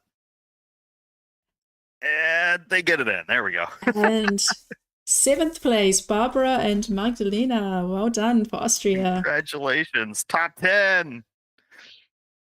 Yeah, so it looks like Maria and Veronica will come in at 8th. And then for the last 2 spots in top 10, it could be Lenka and Philippa, Maren and Jorn, Olivia and Astrid, or Tobias and Sarah. Oh man, it's going to be a bruiser coming into the coming into the last bit here. And it's always tough starting to feel that fatigue at around the 35-minute mark. Just trying to stay focused this hard for this long is really, really difficult. But Lenka and Philippa are looking very, very strong here. And I've just put Inga and Jim on the screen. They've only got 20 pieces left as well, so they join it. So we've got 5 on the screen, all vying for the last 2 spots, all just about 20 pieces left. So keep up that pace, just pop them in those gaps. And it's so difficult whenever you're coming into that last bit, because both you and your partner are reaching and going as fast as possible, and maybe you both go for the same piece, and that eats an extra half a second. So who's going to be able to have the teamwork in order to get these last handfuls of pieces in to try to win it out? Or when you both go for the same hole. You both each got a piece in your hand and you're both going for the same hole. Yep. You'll see the pairs that work really well together. They either avoid the same spot or they work around each other a little bit. There's always communication going on to make sure that you're not getting stuck in a traffic jam. You can see that Tobias and his partner very methodical, going bit by bit. I don't think that they're going to be able to hold this out. Maren and Inga kind of catching up here. Olivia, Lenka, and Philippa finish up. Sorry, congratulations. And they keep the top 10 slot. Very well done. And Inga right behind. Oh, wow. Such a close slot. And then Olivia and their partner, are they going to finish up here? And they hit the done button. A very, very fast finish by everybody. Congratulations. Oh, wow. That was a barn burner finish, everybody. That was fantastic. Oh, yes. Very well done. So close, Maren and Jorn. So in the minute of 11:08, we had Lenka and Philippa, Inga and Jim, Olivia and Astrid, Tobias and Sarah. And just as it switched to 11:09, based on my timestamp, it went to Maren and Jorn. So those are going to be super close times. To go in and spot check. That was absolutely phenomenal. Sorry, I just need to say Lynn Chan and Walter, we can't see your puzzle. Can you just angle the screen down? Perfect, thank you. Oh, that was amazing. Really close times there. So who will be in the next batch? It could be James and Kasha, it could be SJ and Dan, Quinta and Kira, Anami and Irma. Very well done. Oh, and we need to check on Freya and Iris. Haven't seen them in a while. And this is really exciting to see so many pairs do so well here. We're coming up close to an hour, 9 minutes and 30 seconds. And to give you an idea about that, back at U.S. Nationals, there were no teams that no pairs that went under an hour, and at an hour 9, only 3 pairs had finished the puzzle, whereas here we already have our top 10 plus a little bit. So all of these pairs are doing a really, really fantastic job. This is super exciting. Sorry, the stats you just said, was that for 1,000 piece pairs at the US Nationals? Yeah, and I should point out that was 1,000 piece for pairs on a half a table. Oh, yeah, yes. yeah. So for those of you who are doing a 1,000-piece puzzle for a first time, just imagine, if you will, for a moment, taking your table and cutting it in half and having to do the piece management there. It's a wildly difficult challenge, and yet a lot of people pulled it off wonderfully. And don't forget that there's 2 people frantically puzzling next to you as well. Oh yeah. And yeah, you can't let your pieces mix. Can't let your pieces mix, you know. Yeah. No, it was very, very, very tight. But this is really exciting, and I hope a lot of these pairs are using this as good practice going into Worlds, but also as their own achievement here. Because like you've been saying, there's not a lot of stats on European 1,000 pairs work. So this is really, really cool to see. Yeah, so while we have a break for a moment before the next finishes, I'd like to bring in Kati and Kiara, our winners for today.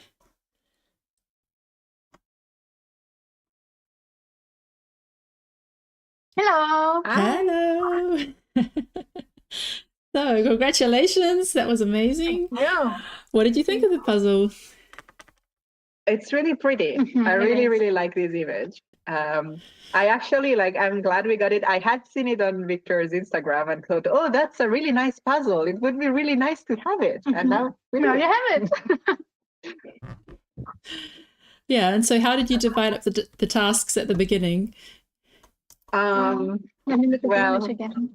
these are things. So the Well, clips and then cut You it. started with a curtain, Right. and then I did the blanket, Oh, and I started with the lamp. and then you But- did the patterns on the sewing machine. Yes. No, I did some of the paintings first. Oh, actually. okay. So Katy started with the curtain. I didn't even know. We sorted out the lamp for me, which also had the light background Mhm. of the the yellowish wall there on the side, and the blanket Mhm. for And Katy. then- And then Katy actually started with the curtain, Yeah, which I because the blanket figured was out. harder. Yeah, but I discovered that 15 minutes later after I was done and I was doing another section. He's like, "Oh, there is a curtain there." Yeah, we just tell each other what we are doing, and then everybody goes their own way. Yeah. That's more or less our side. No, that's really cool. Whenever you call things out, do either of you sort of call dibs, where you're like, this is the easiest thing, I want to do it, or do you Yeah. kind of assign who works on what?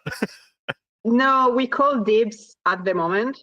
And the agreement is, well, Katy is faster than I am. So Katy is the first one to call dibs on something. And then I call dibs on the second thing. And we help each other sort out the Mhm, first mhm. thing, while we are flipping usually. Yeah. And then, yes, we just continue calling dibs. And if we know that someone is occupied for a bit, it's I don't really need to call dibs on Yeah. everything. In the meantime, if Because I'm doing everyone's small straight, things, yeah. you didn't know I did the painting, but I'm Yeah. which is fine.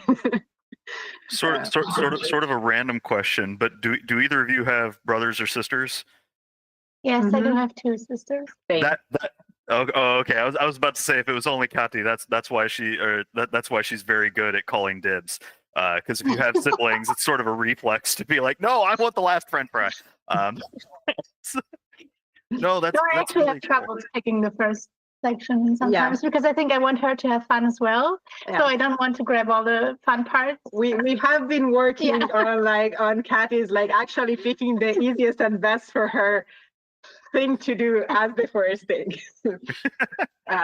It has been part of our, mental more than Yes. practical training for Worlds. Like, Kati, you should pick the best. And then in the We actually semifinal, I did still it. didn't do it. Yes, Yeah. I know. Like, so now we remember. We did the mistake in the big competition. We will not do it again. Yeah. Hopefully. Well, it's being able to juggle all the things that you know about puzzling, and then the pressure of a big event, and the mental stuff, and all that. How do you get into the sort of the mid game of the puzzle? Because a lot of people can go, okay, these are the easy parts. Let me pick them out. After the easy stuff's done, what does a top pair think and do? I don't think we think a lot. I think we just keep going. It's a difficult question. Yeah, We and just try keep going. keeping up the pace. And Yeah. So keep finding something and continue. I don't. yeah. Yeah. I don't know. Sorry for not having a good Oh answer. no, that's hey, I don't know is a perfectly great answer. I'm always just curious. Mhm. Because I can see you guys talking to each other a lot as you're puzzling. So I'm Mhm. always curious, like what kinds of things are the pair saying as they're Yeah. going along. Oh, yeah. I think we also just Talk random chat things. about random stuff sometimes, or like just tell each other how it's going. Yeah. Complain about some pieces or whatever. Yeah. Yeah. Our conversations are more or less random. Yes. But yeah, we don't strategize a lot. So if that's what you're wondering, no, we don't do that. Maybe we will talk for a while at some point. Is like, do we need to shape sort or not? Well, not in this puzzle, but like in other puzzles. But yeah, I think No, it's Or sometimes we talk about swapping seats. Oh yeah, we've done that on difficult puzzles.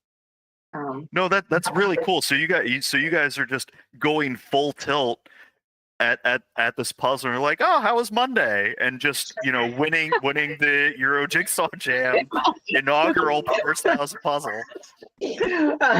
Yeah, well, during training we do. We do, and like we have figured things out. Like who sits on which side, and like where should the pieces be, and like things like that, and what is optimal, and like how do we flip, and like how do we like keep like organized, and like all of these kind of things like are things that we slowly build out. But then like it's like baselines that in theory we remember in all puzzles, or that's why puzzling yesterday helped us remember a few things that is like, oh wait, this is something that we said we would never do again.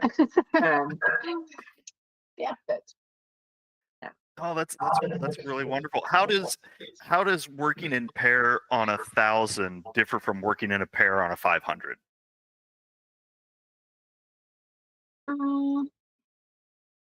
I think you get into each other's ways later, obviously. Yes.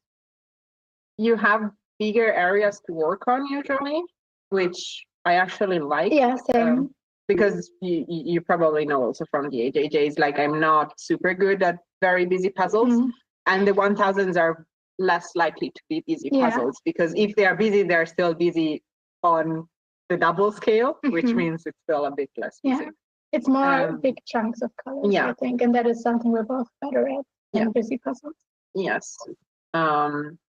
And for the pair thing, I think there's more like attention. There's more to talk about how to manage the space, because just flipping the pieces and keeping them spread out, which is something that we do try to do because it's better for sorting later.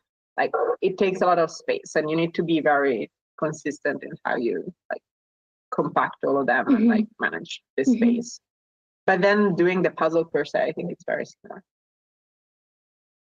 The way that you describe that, it seems almost like whenever it's 1,000, it's easier to work as an individual on the same puzzle without having to like get in each other's way quite as much. Is that right, or?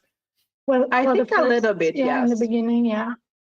And even at the end of the puzzle, like the puzzle is bigger. So if you have holes in multiple places, like it's easier to, just walk around each other with your arms and not get so much in each other's way. True. So yeah, I think that's true for like a 1,000 versus a 500. Cool.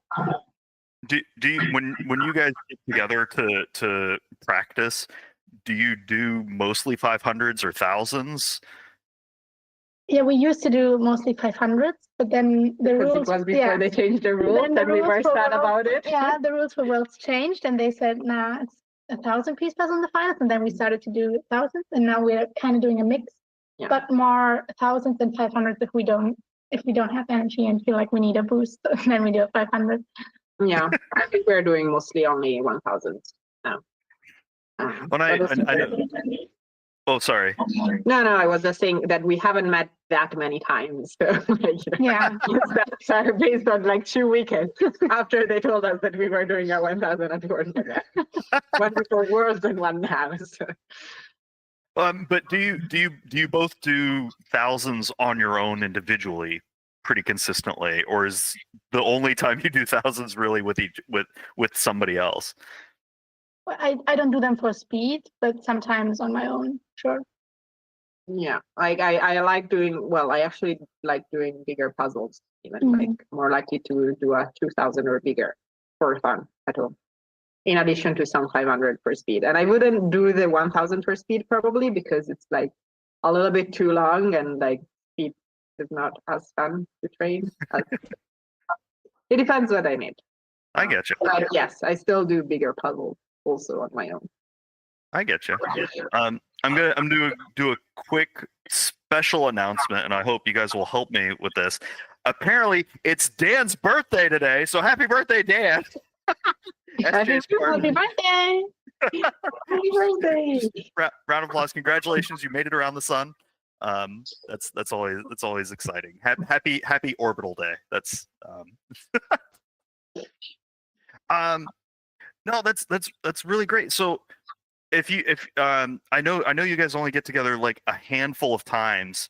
So when you get together, is it like how does it feel whenever you guys get together? Is it, hey, we just got to put our heads down and do work? Are you very playful? I don't know.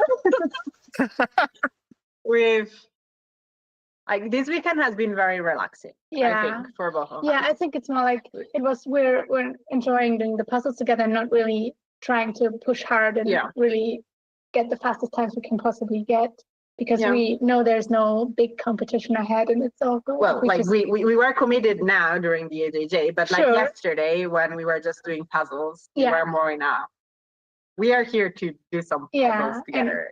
And chatting. We were chatting way more than we were puzzling, I think. But on where the attention was at least. Yeah. But I think when we met before Worlds, we were way more serious. Yes, and like the last weekend before Worlds, we were super committed. Like we recorded as well doing the puzzle, and after a couple of puzzles, we would watch the recording and talk and see what we should change or what went well, what went wrong, and then did more. And like it was very organized, and we had a plan. Like we wanted to figure out do we keep the puzzle in this way or that way or that way? Even how do we spread the pieces? How do we spread the pieces? Yeah, exactly. Are you better at Sky or am I better at Sky? We didn't figure it out, but whatever. But we had a lot of plans and things that we wanted to test out and figure out, and we were super committed. This weekend it's the first time we met since Worlds, and I don't know. I think both of us have been more relaxed in the winter now, and so it was more about getting together. No, it's really lovely that you guys get to just have some downtime to enjoy puzzling without a whole bunch of pressure around it as well. which is really great. I'm really curious though. Do you think that whenever you guys are talking outside of puzzling, that it has a different feel does it have a different feel from when you are puzzling together? Because whenever you're saying earlier that as you guys are puzzling, it's very relaxed and sort of talking about random facts and things like that. Is it very similar whenever you guys aren't puzzling, or is it a totally separate mode? Well, I think there aren't too many times when we aren't puzzling when we're together. When we are eating and chatting while we or at work when we're just hanging out outside the dome. But then there's most of the time other people around, so it is kind of different because it's not just the two of us. But other than that, we're just always doing a puzzle. Yeah, sure. Oh, it's really exciting. What might be your top thing to do with a pair and your top thing to not do with a pair? Like your best and worst suggestions for other aspiring puzzlers. I think it's super individual. Like pairs work differently, and I think we just figured what works best for us. Yes. Like talk is important. Yeah. Like the calling dibs is something that I think everybody should do. Like that's very, very important for anybody. But then, there's other things that I would have expected to always do that we decided not to do. Like I always sort out the edges while I'm flipping. Like we don't do that as a pair because it just didn't work. Yeah. That's what we figured out. So now edges are just there in the mix and we completely forget them. And like I still don't do that if I'm puzzling on my own. Maybe I don't start with the edge, but I sort it out. I still sort it out always. Yeah, because I see it. But I see different things. So it's really hard to think give like standard. Something when it comes to like the last pieces and you maybe even have shape sorted them, you should like try to not look for the exact same piece. Like maybe communicate like I'm starting from the right side and you from the left side, so we are not looking for the same piece and wasting time because that's not efficient. I think that's a standard thing you can do. Be efficient. Yeah. No, those are great tips. And then there's the worst thing I think like is the basic of like doing things in pairs or in teams is like don't get annoyed if someone else is going to put in your piece. That's the worst that you can have, I think, in a team or a pair. Someone who gets very annoyed if you touch their spot. True. Because it's going to happen. And if it doesn't happen, then you're not going to be as fast as you can be because like everybody is leaving you alone with that sky and like being afraid of coming next to you. And like, that's not how you're supposed to work. True. So this is my worst. Yeah. Yeah. No, it's important to be a gracious puzzler whenever you're in pairs and treating somebody else getting a piece in sort of like a gift rather than but that was mine, right? Yeah. But it's not instinctive, I think, for everybody, especially at the beginning, because all of us, have grown up doing puzzles and you have always done that more as an individual, like it's your thing and like your accomplishment. And it's a very different new concept, like doing things together. How hard is it to turn off some of those individual reflexes whenever you start working in a pair or team? Because I know, Chiara, you were saying that you're usually pulling the edge whenever you're on your own, but then in a pair that doesn't really that doesn't gel as well. So do you have to sort of say, don't pull the edge, don't pull the edge, don't pull the edge? Like, how do you flip that switch from individual to pair mode? I do tell myself mentally, like in the first puzzle we do, like I think like after like, well, at the beginning it was hard. Now like I have to tell myself the first puzzle that we do, and then I'm good for like a couple of days or whatever. And it's the same for everything else. Like there's a lot of things that I'm repeating to myself while we flip. But I also do that in individuals. It's like, no, don't leave the puzzles on top of each other because then you're not going to see it. Like spread them out and like all of these things. Like I am repeating them to myself a bit for sure while I flip. So I don't know. It's not super easy, but it's also not super hard. Like you get used to it, I think, in a few days of repeating it to yourself. Or at least that's how my brain works. Like I don't know like how hard it would be. And I don't know what are the habits. Like you used to not put the pieces next to like up until the edge of the table. So at the beginning, Kathy was like sorting, like flipping and like leaving, this big gap like of empty table next to her. And I'm like, we cannot afford that. And we saw it consistently in multiple like recording like of like puzzles, but now you're not doing it anymore. But I don't know if that's easy or hard. I don't think about it. I even forgot that I did that. Wow, we trade that out of her. Yeah, I would imagine, especially on 1,000, you really want to make sure that you have that you're using all the space available to you, which is pretty wild. Now I'm really curious. What are your thoughts about using puzzle sorting trays? Because I noticed that you guys don't do a lot of sorting, but you can still use trays to like discard pieces or move them around. But I didn't notice you guys using any. No. Well, I think we always say that we want to try use them more because I think it could save us some time. For example, when we saw Becca and Andrea finishing earlier, they had like this tiny tray, and I think it made the pieces are in the center of the table, and it's easier to reach them. And also that's something we thought about after the finals at Worlds that would have sped us up maybe like 10 seconds or something. Yeah. And probably, I don't think like the big sections and moving pieces, I think we're good as we are. Like that's probably something that we realized. Like we tried using trays a bit, but the trays that we were using were too big. So I think that didn't work. And yes, we have been talking about like now it came up again like at Worlds, but again, today is like we're still in the chill mode. We will figure it out in the next few months. Like probably a tiny tray for like when you have a few pieces and like you're moving them and you don't know where they are in the puzzle, like that part would be useful. Or also putting in like the last pieces for a section. Exactly.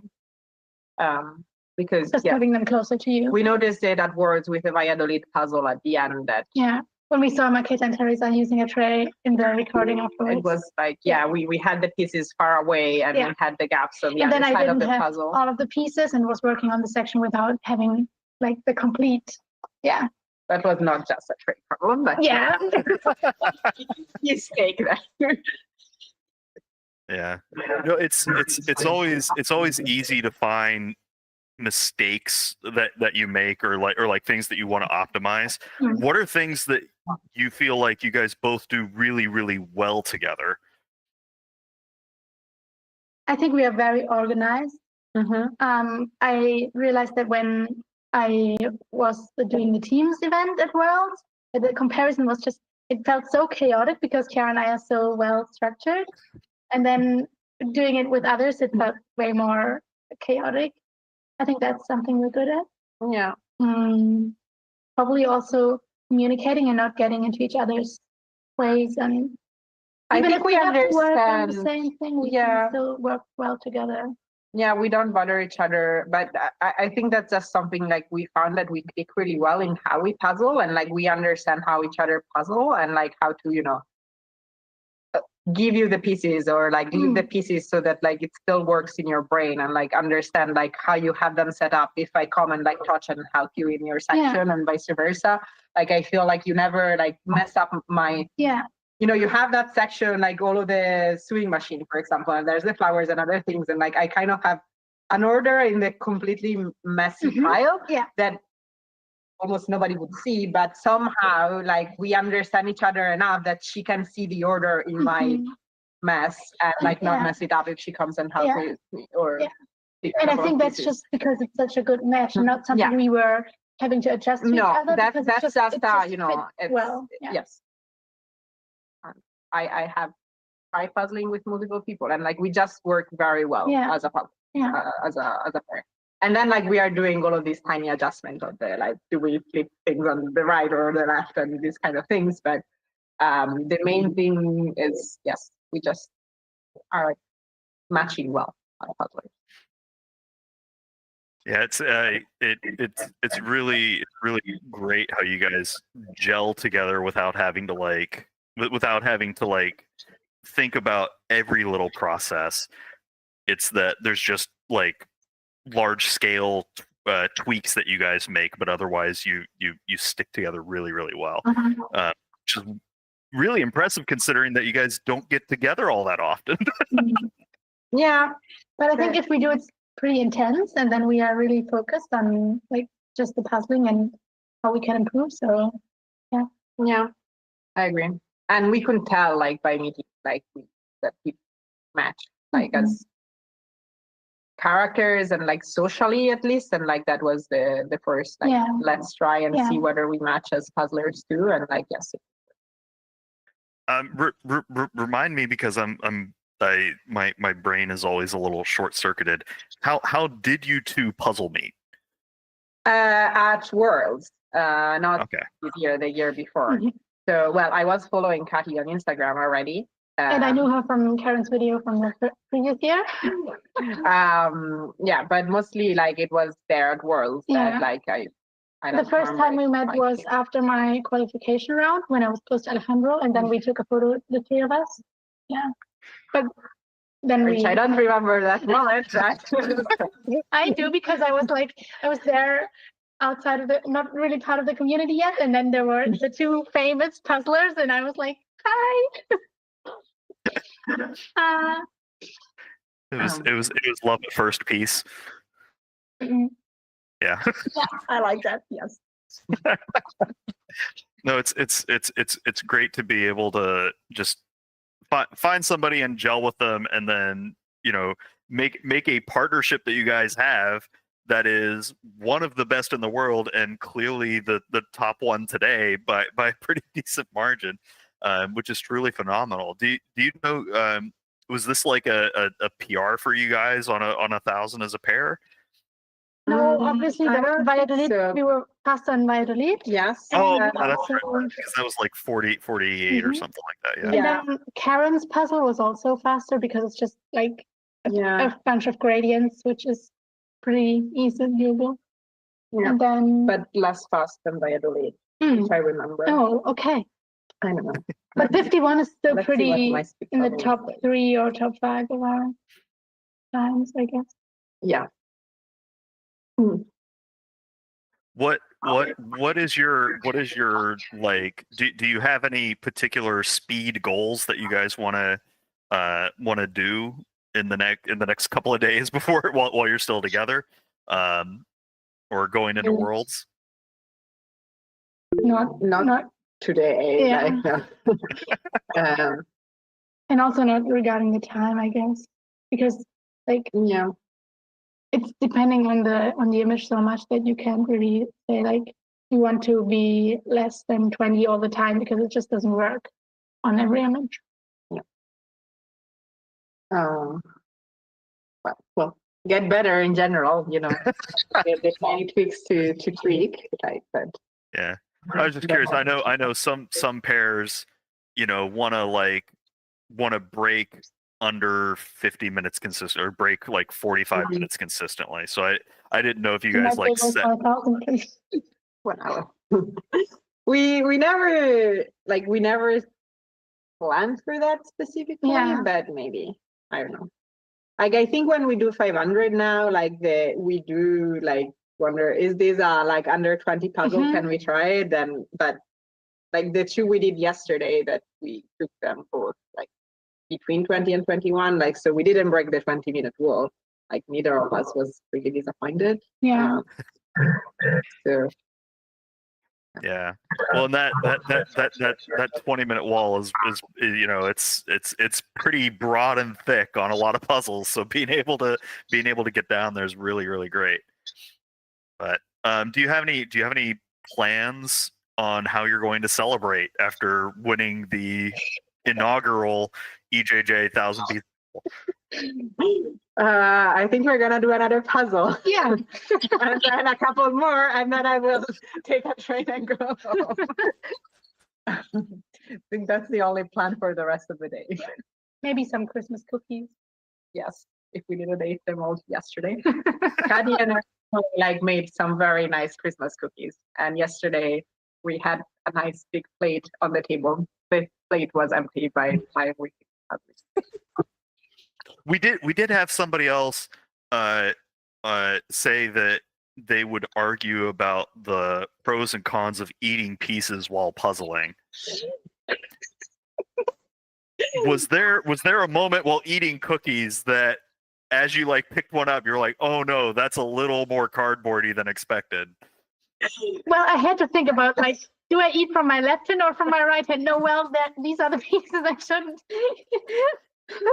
But, yeah. That doesn't happen to me, but It always happens to me if I eat while puzzling. Then I always have to think about it. Noted for future reference. I'll keep one hand just for eating and the other for puzzling, and go from there, and hopefully not confuse the two too much. for now, all the puzzles are safe. Yeah. Well, it was congratulations on a big win, and I hope you guys have a great rest of your day. This is wonderful. Thank you. Thank you very much. Bye. Bye. Oh, they are absolutely fantastic and did a wonderful job today. Yeah, everyone's doing so well. I mean, we're at 1 hour and 40 minutes, and we've had about 37 finishes. So Vise and Danique had one extra piece. So if somebody's missing, maybe Vise and Danique have your piece. I've asked them to send me a photo.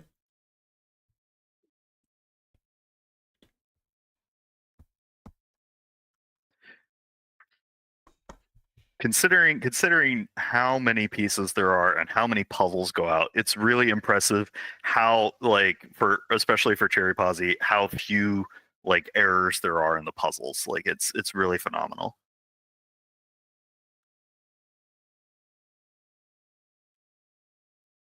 We can see another round of finishers coming up. Yeah, and pretty consistent. That little gap in underneath of the sewing machine and just above, giving everybody a little bit of trouble because of the sameness of the color and background, which kind of is pretty solid indicator of good move for waiting until later, because even the top pairs ended up using those gaps as their finishing slots. Yeah, Dietmar and Isa, just write done. Don't lose too much time on the missing piece. You might still find it, but you don't want to take more than 10 seconds to find the missing piece. Yeah, send us a photo of your missing piece. Oh, you got it. It's on the floor. Okay. Lovely. So there's still someone out there who may be missing a piece. All right. So we sold about 80 puzzles, and we have about 40 finishes, so just over halfway of the time is 1 hour and 42 minutes, and half of the puzzlers have finished. So doing really well here. Let's bring in our second place for today. No, I think that was Kristen and Linda. I think they had to disappear. Yeah. So just a recap. So Kati and Kiara. And then 4 minutes later, so quite a decisive victory. 4 minutes later was Kristen and Linda, and then 2 minutes later, Andrea and Becca. So if Andrea and Becca are still there, it looks like they're still connected. You can jump in and say hi, but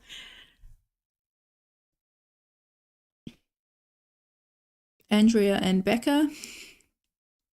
We'll see if they're around.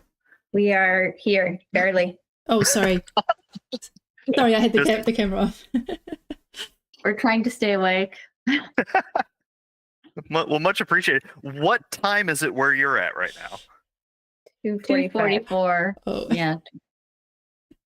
And so how are we feeling? A little tired, but it was worth it. We wanted to do the 1,000 because we typically, well, we do a lot more thousands here in Jonathan's competitions or just in general. So, and I prefer 1,000-piece puzzles. I think you do too. Yeah. Why do you like the 1,000 compared to some of the others? Because they take longer, I get. Like if I'm relaxing to do one, I want it to last for a couple hours or a few hours. So I don't know. I like that there's more to discover. Like the mysteries keep coming. Yeah. Oh, now I'm curious about that. Whenever you're saying mysteries, usually whenever I'm thinking about puzzling, I'm like, oh, there's a thing to solve, and that's the target to go for. What do you mean by mysteries? Because those would scare me whenever I'm trying to puzzle fast. Yeah, I think it's that you can see things differently and more clearly as the puzzle progresses. And with a 500, it's just so quick that you hardly register that. But with 1,000, like I'll give an example with this image. There were a couple of different paintings or portraits or something up on the wall in frames. Mm-hmm. And at first, I could not tell the difference between the two of them. I could barely see the frames when I was just looking at the huge pile of pieces. But once we'd pulled about 50% of the pieces out, then I realized, oh, one is a woman, one is floral, and they're like different shades of beige. And it was this beautiful moment of puzzle catharsis. I didn't see any of that because I was working on the bottom. So I didn't have that moment. You didn't get to have the same moment of joy of, oh, what's in the painting? It was that's actually a really good question. How did you guys approach this thing?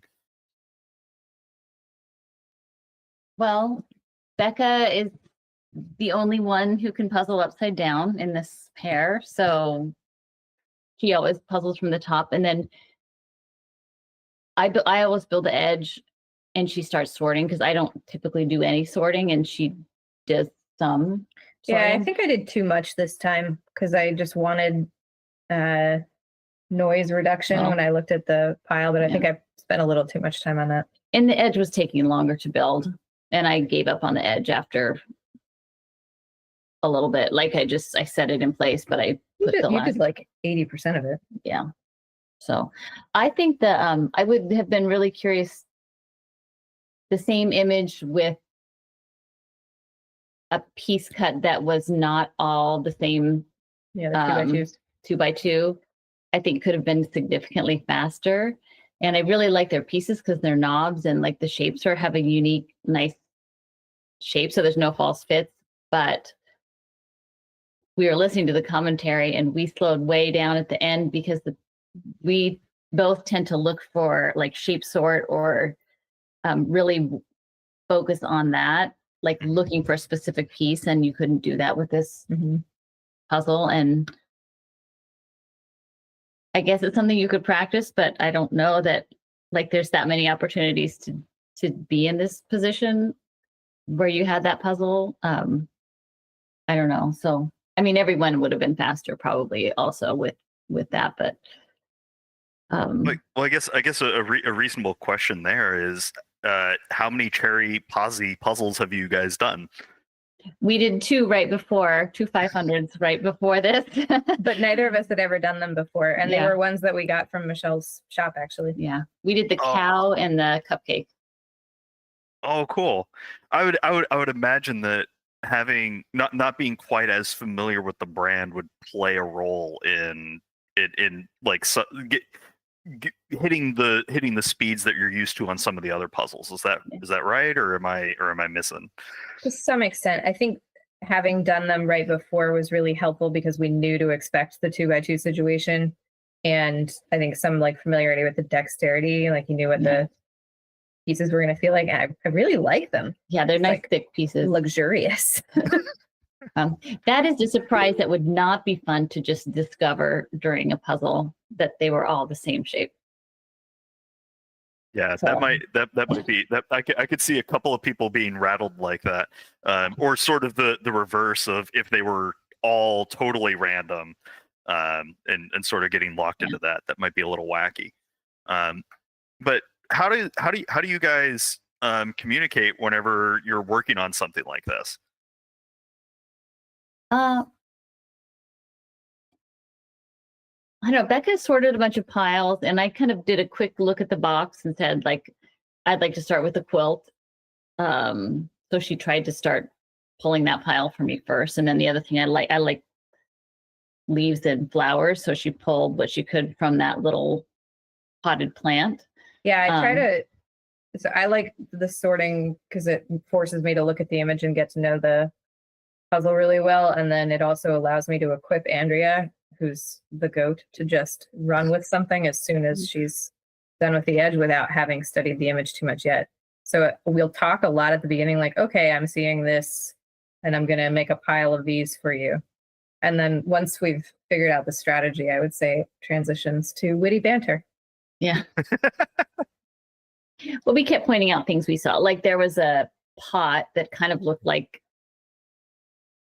the lamp base. And so to say like, oh, don't forget there's this, the pot had some like etching and a little thing that looked, because I kept picking up pieces, trying to put them into the lamp. And then I realized they were on the side. So it's just like saying, oh, stop and when you get a chance, stop and look at that because you might get mixed up. Or there was a, you pointed out the scissors. yeah, That's like, great because I had the scissors at the top and I kept being like, what the hell is this? yeah.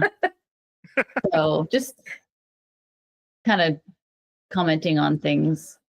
Kind of queuing each other up for what to look out for as you're going along. Yeah. That's really cool. How do you guys maneuver around each other?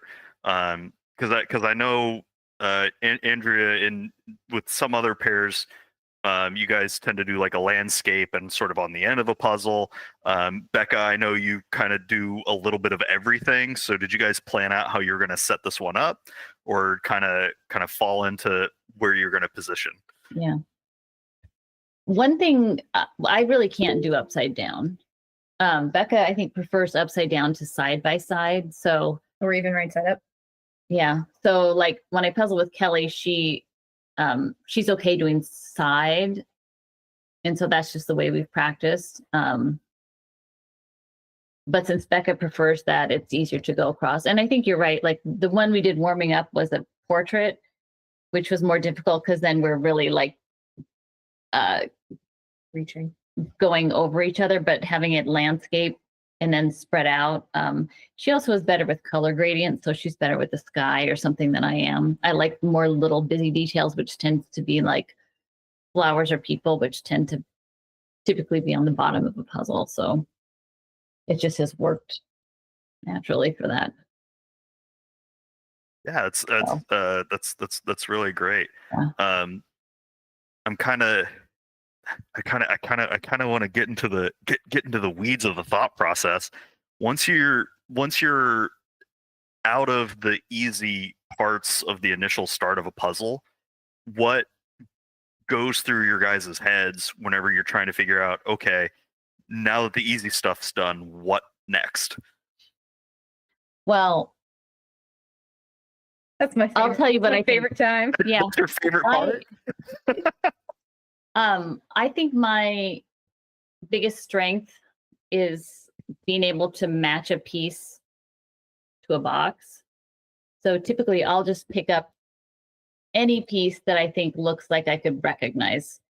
I could find it. So something with two colors or like a border or just something. We call them stuff pieces with stuff on them. So, and then if it's something like a face that I can immediately orient the right direction, that's even better. So I'm not picking up necessarily anything specific. It's just like, can I find it on a box? And then, it's really nice timing for us because that's right about the time that my eye switches to looking at background instead of foreground. So like when we hit that point with this puzzle, I started filling in the wall. which was easier to do on the side where it was lighter greens than the darker turquoise. And then I also at that point noticed the whole swath of gray that was the bottom of the sewing machine. And I was able to just fire those in pretty quickly. Yeah. And all the pieces that didn't have stuff on them. Yeah. When I'm at home, I puzzle on my coffee table that is exactly 19.5 inches top to bottom. So I puzzle straight from the box because I can fit a Ravensburger like just barely, or most puzzles. And so for pleasure, I just dig out the edge, and then all I do is pick up a handful of pieces and put them in. And that's the way I've puzzled for a long time, just by virtue of space. So I think that's part of why I think that way. It doesn't work when sorting or gradients would be better. It slows me down. But this is why she is so good, because she does Dead Reckoning for fun. Yeah. So. Well, I'd imagine it's really difficult to be able to do that kind of perfect placement consistently unless you're really comfortable with like the shaping and where the outside edges could be. Because you see a lot of puzzlers where they'll place things, but then it's, you know, a good 1.5 to 3 inches from where it actually belongs. Yeah, I know. I was saying, I actually wrote him a note. Tobias puzzles, I think, in a very similar way to me. And I said to him the other day, I was like, I would love to do that Boston puzzle from 2 years ago.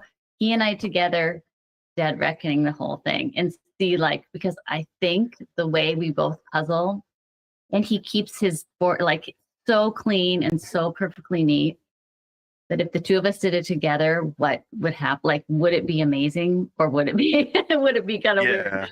I don't know, but would combining two people that are very similar in methodologies, sort of heighten things. Yeah, that would be really interesting. I would love to see that. if you ever get the chance, record it. That would be. I know. I would love to. The world wants to know.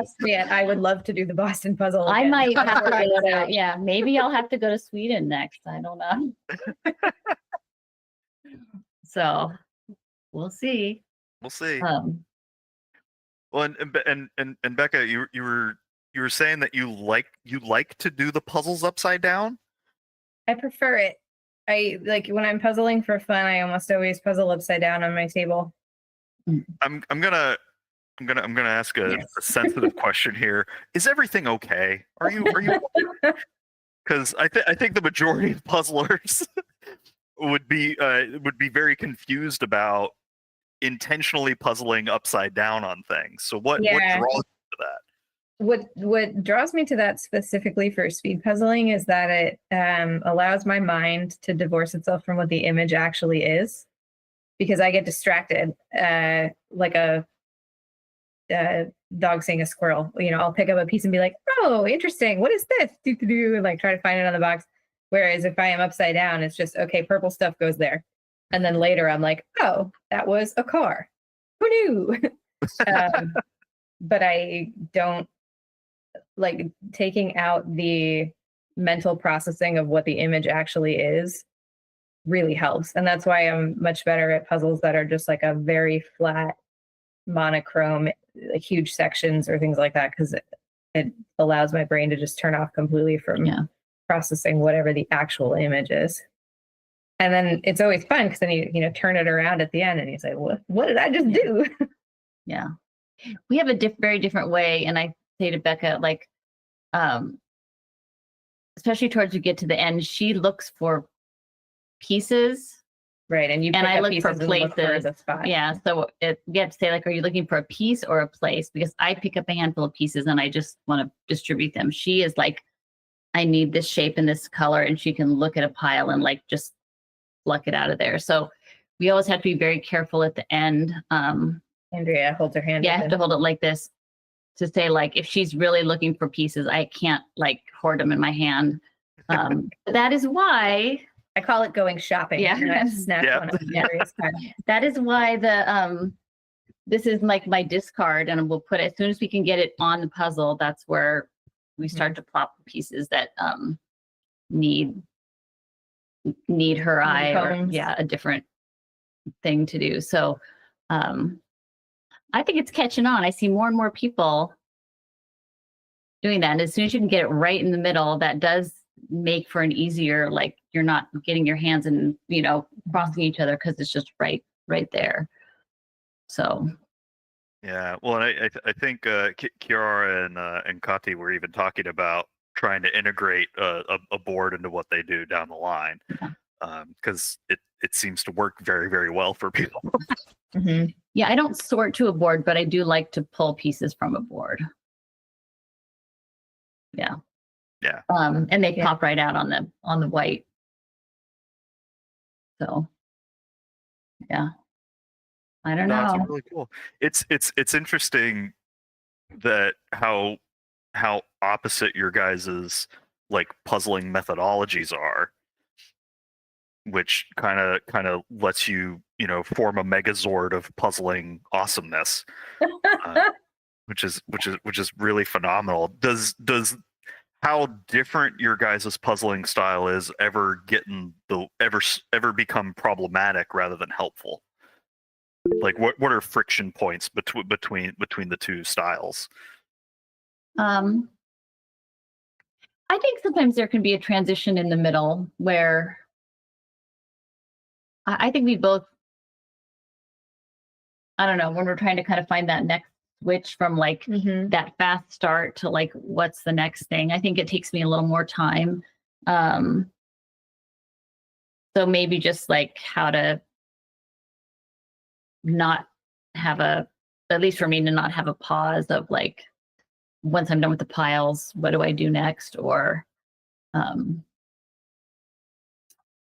don't know. Yeah, I wouldn't say this is a friction point, but I have seen a couple of times when we've done puzzles together where the image really significantly plays to one of our strengths and not to the other's liking. That it's just not fun for the other person. Yeah. A funny example of that is the U.S. Nationals teams puzzles. You just loved Busy Birdies. Oh yeah. Whereas I adore the puzzle for face value, but as a speed puzzle, I looked at it and just wanted to cry. And then when the Elspeth came out of the box, I was like, hooray! And everyone else, well, Kelly Burr liked it too. No. But Kelly, Walter, and Andrea were just like, Yeah.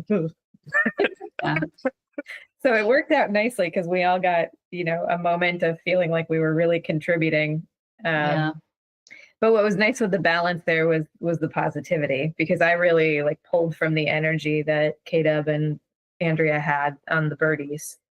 And then I like to hope that my enthusiasm was infectious on the blue mandalas.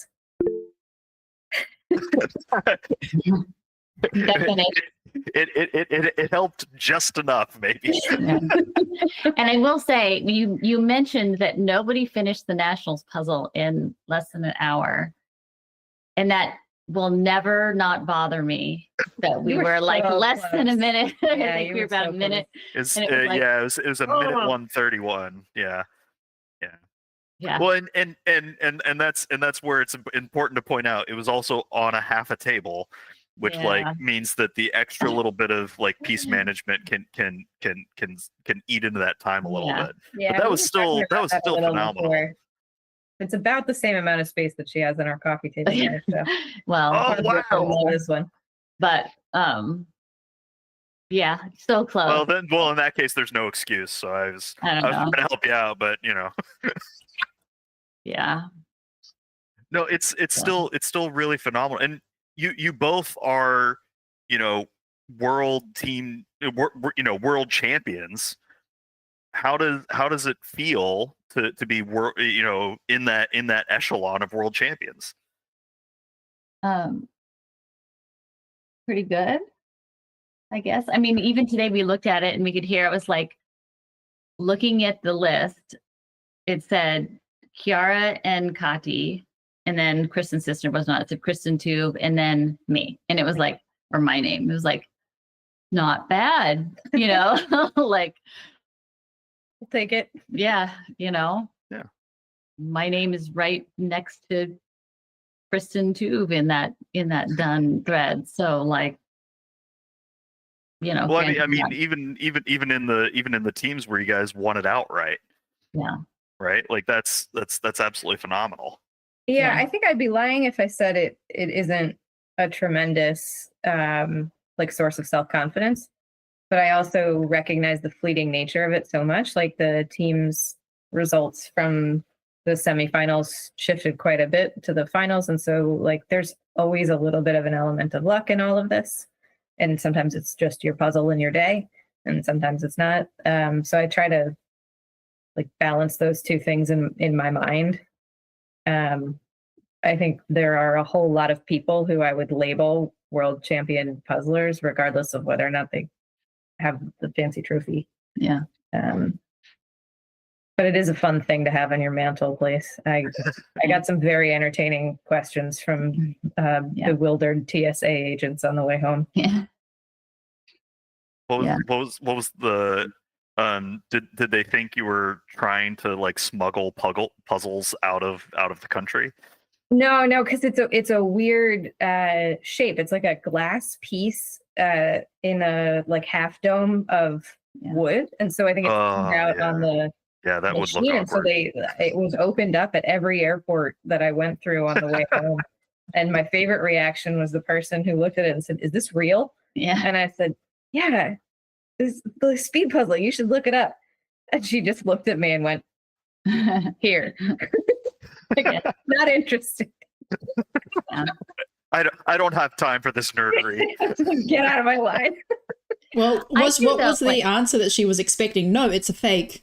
Like, what else could you say? Yeah. I smuggle fake trophies internationally. Yeah. I do wonder though.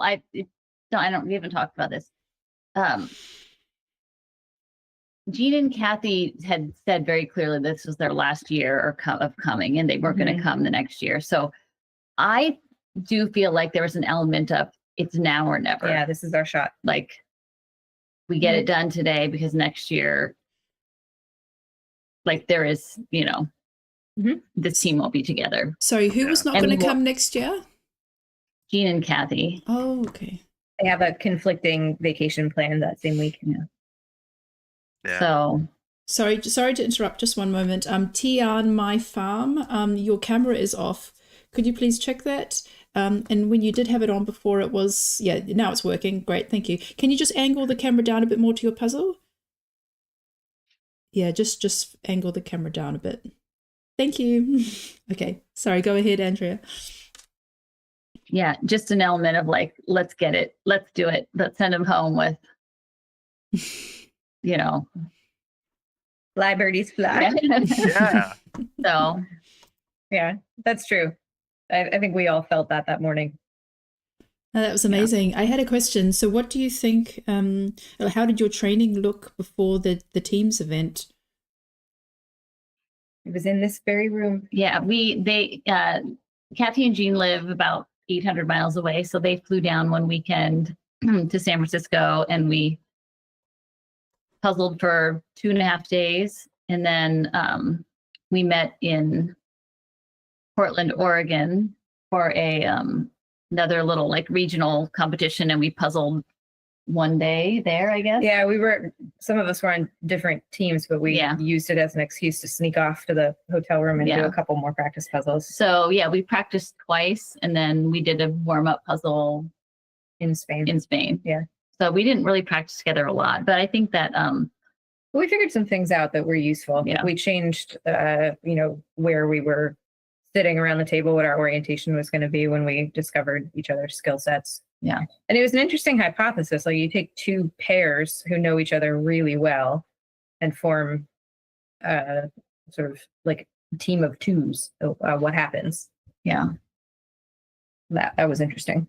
Yeah. And we did very quickly on, like, we have assigned seats, assigned roles, which of course can fluctuate, but we don't. It just became like a well-oiled machine. Like we knew where we were going to sit, who was going to do what. And so we didn't spend a lot of time. I know some teams like do a little more discussing when they see the puzzle, but we just everyone's strong enough that we could pick a role and stick to it. We didn't have to balance out someone's strengths or weaknesses based on where they needed to sit. So I know that not everyone's that lucky, but the other thing I think we got better at was learning how to relieve each other. So when you know how sometimes you're working on a section and it's just not coming together and you need to abandon it and do something else for a little while, we got really good at figuring out who to tag in those situations and who to switch with. And there were a couple of times in particular where Jean and I bailed each other out and then switched. And it was on things like the, 150 blue sky pieces in the New York skyline puzzle and things like that. But that doesn't come naturally if you don't know the people that you're puzzling with very well, or you haven't had any of that familiarity. And so being able to say, like, I got to tag out, and then knowing exactly who the right person to sub in for you was, who could just say, like, yep, I'll drop my thing. Here's what you should work on. And then, 5 minutes later, switch back. So what are Kathy and Jean's strengths? Badgering each other. Yeah, they do a lot of smack talk with each other. But I think, one person from each pair was able to puzzle upside down. They have a very natural rhythm. Yeah. I mean, they did puzzle very differently, and I think we probably converted them more than they converted us, in which like they were trying to use more trays. And it's a silly thing, but like we keep our pieces all piled up and kind of dig through the pieces, and they like to spread them out, and they flat. Like, so we had to like say, nothing goes in the border, like we build it and you keep the pieces outside, and even if they're piled up, that's better than, so we kind of had to establish those rules. So I think we probably, but it worked. There are opportunities to look at them side by side. They're fleeting moments in the footage, but a couple of times they've ended up at the same table, both at the finals for nationals and the individual finals for worlds. And it's really entertaining because they're moving at the same clip, like they're nearly step in step, but they're coming at it sometimes from different sides, which is really fun to watch. Yeah. No, it's really, really, really fascinating and cool to see. Yeah, I think their methodology is actually quite similar, and they've puzzled so much as a pair, far more so than they've puzzled in individual races. They really didn't start doing individual stuff until a year or two ago. But you can see that their eyes go to totally different places. Yeah, which is kind of handy if you're working in a pair that they're working on something that you're not, so that way everybody's has something to do and isn't overlapping a whole lot. Yeah, the other thing that's really funny that I hadn't observed before spending time with them directly was they don't need to speak when they're racing as a pair. They just know what the other is doing. Very intuitive. I don't know if that's twinsies or just a lifetime of puzzling together, but it's really twin psychic power. Yeah.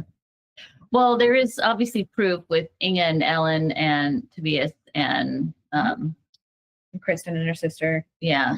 And her mother.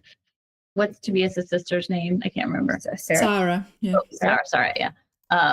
And how often they end up on a podium. Like there's clearly something that maybe it's also a politeness that's gone, is that you can really just be like, stop it, get out of my way, or like, you're doing it wrong or something that I would never, I wouldn't say that to Becca, like even as well as we know each other, but I would say to a sibling.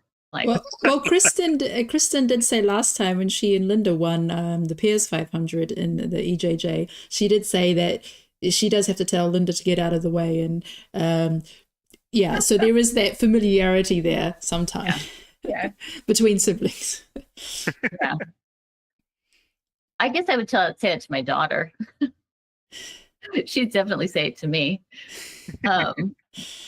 Yeah, the people in my family stopped wanting to do puzzles with me pretty early on, because everyone else was content to just let one sit on the table and slow bake over time, and I was like, no, I'm going to stay up late and finish that. So yeah, since childhood, my brother stopped puzzling with me, but he does take it upon himself to send the most masochistic puzzle possible for Christmas every year. So we'll see what's coming this year. Last year it was 1,000 all white pieces that are about the size of my pinky nail. It's a puzzle he found from Japan. How sweet. I know I asked this earlier. Is everything okay, Becca? Because that just seems. No, he tries to find one that I can't do, and then I, make it a personal. You have to prove it wrong, and send him a picture before the end of January every year. It's our form of love. That's really wonderful. I know. Every so often on your Instagram, I see a puzzle that pops up where I think that. Why? Yeah, just why? Like, I feel hurt just looking at it and thinking about it. I think I've gained a reputation because at the last swap that I hosted, I had 4 or 5 different people who brought these like horrific 1,000 piece black and white puzzles, and were like, "Here, I thought you might like this." And I said, I do like it. I do want that. Thank you. Definitely cultivated a brand. How many like pain puzzles do you have in your puzzle collection? It's probably about a quarter of them that are like, this is not only going to take more than one sitting, but this is going to take days. So I spread them out. I can only really handle like one of those every 1 or 2 weeks. For the viewers at home that may not know you all that well, about how many puzzles do you have in the collection so they can estimate a quarter? I don't know if I want to state that for the record. That's my partner's never going to watch this. It's probably 500-ish. That's nothing. Yeah, it's not. It pales immediately. No, that's not. It might be more because I also collect vintage puzzles. So it's probably 500 that are in the like rotation where I'm going to do them once or twice and then pass them along. And then there's like 50 or so more that are really cool old ones I've found over time that I'm going to hang on to. I mean, I think I have 20 coming from Michelle next week. Or thank goodness. So I thought we were going to run out. Needed a few more, yeah. But Well, and then there's there's going to be more from Santa. Yeah. I came from a Christmas party. Yeah. And I know. I had this on originally, but I was afraid this was going to get in the way of the puzzling. So yeah, you can't have anything obscuring the views. Yeah. But you're seeing my 3 a.m. hair here, so keep the hat on for the good of the people. It's absolutely lovely. Yeah. That's very kind. Cat. Sorry, I'm distracted by cats. I think that sometimes the puzzle box managers are designed to be distractions for other people, as well as keeping the box in place. Because they're really cute and adorable, and they pop up just to look at how cute he is. He's just sitting in the little box, being adorable. It's great. There's a very fast puzzler who I think lives in Hawaii who had a story on an Instagram post about she was doing a puzzle for Jonathan's race earlier this morning, and her pet dove flew in the room and landed on her shoulder, and then like hopped down into the puzzle. Was that Allie, right? It was Allie. She's still in first place. Yeah, absolutely phenomenal. Pretty fun. Becca, I'm a little curious. You're on the USA JPA board. Mm-hmm. Do you see speed puzzling as you're doing it differently now that you're on one of the groups that like helps decide what puzzles go where and how to set events? Like, how do you do you think about things differently at all? Probably not in speed puzzling, but I think this order of things has made me a more effective board member. Like starting out as just a participant and then a participant and volunteer, and now like being fully behind the scenes. Because I'm able to look at puzzle choices from Ravensburger and have a much better sense of like, oh, this would be a really good speed puzzle and here's why, or not at all and here's why. And I think in general, like planning any event is easier if you've experienced it from the perspective of attendee. So you can think about the like pieces of that matter the most.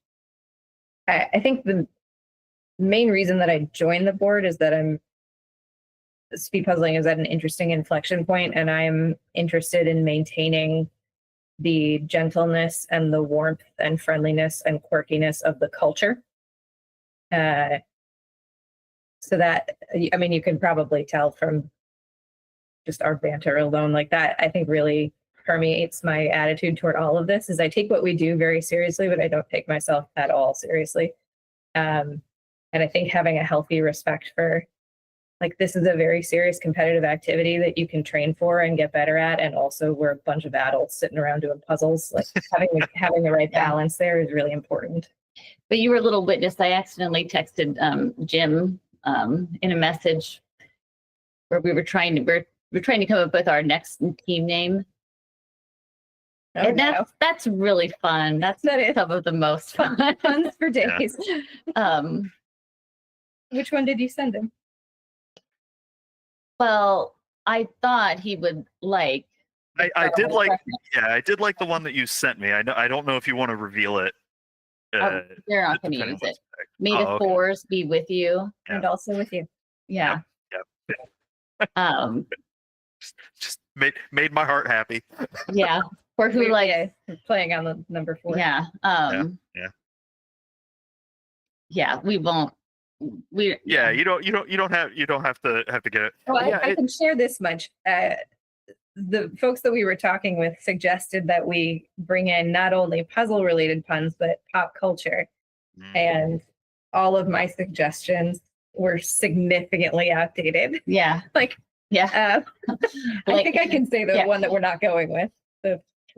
Yeah, Blue Dust Woman. Yeah, you know the song Gold Dust Woman? Yeah. I was like, Blue Dust Woman. Yeah. We have to put Stevie Nicks' face on our shirt. Michelle immediately shaking her head. She's like, that's not SEO optimized. Yeah. That's not going to Val would know. So one of the younger people who we were talking about this with said, nobody's going to get that reference. And Andrea writes back and says, your mom would. Yeah. Michelle, I think you're on mute if you were saying something there. Oh, sorry. I think I probably should know it, but I grew up in New Zealand. Maybe that song didn't make it over. It's by Fleetwood Mac. Yeah. It's a beautiful song. Okay. But it's a few decades old. Golden Dust Woman. Yeah. Gold Dust Woman. Gold Dust Woman. Okay. It's Stevie Nicks. Okay. Was it not Fleetwood? It was her own. Oh. But you also have to pick up the pieces and go. No, don't do that. It fits so much. I'm with you. I'm with you.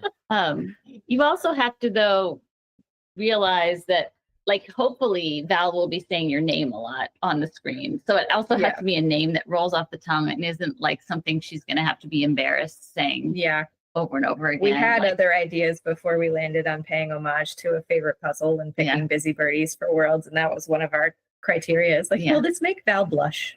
Yeah. I mean, on the other hand, you could do it intentionally to mess with Val a little bit. Nice. Though I wouldn't wish that on anybody. Val is absolutely phenomenal at what she does. I'm thoroughly impressed. Well, our original nationals team name had been Big Jig Energy, and I think someone else ended up using that in the end because I shared it. But it was like, I don't know if I would have liked Val to hear Val say that over and over again while my mom was watching, or my my aunt or somebody. One team name that I was proud of. I raced with Vaughn and Allie and Min at an event in LA earlier this year. And I was delighted that they were willing to go with my team name suggestion, though I learned later that 50% of them did not get the reference, but we were Puzzy galore. Oh, gotta love a good James Bond reference. Yeah. Yeah. So two of them didn't know that, and they were just like, I don't get it, but okay.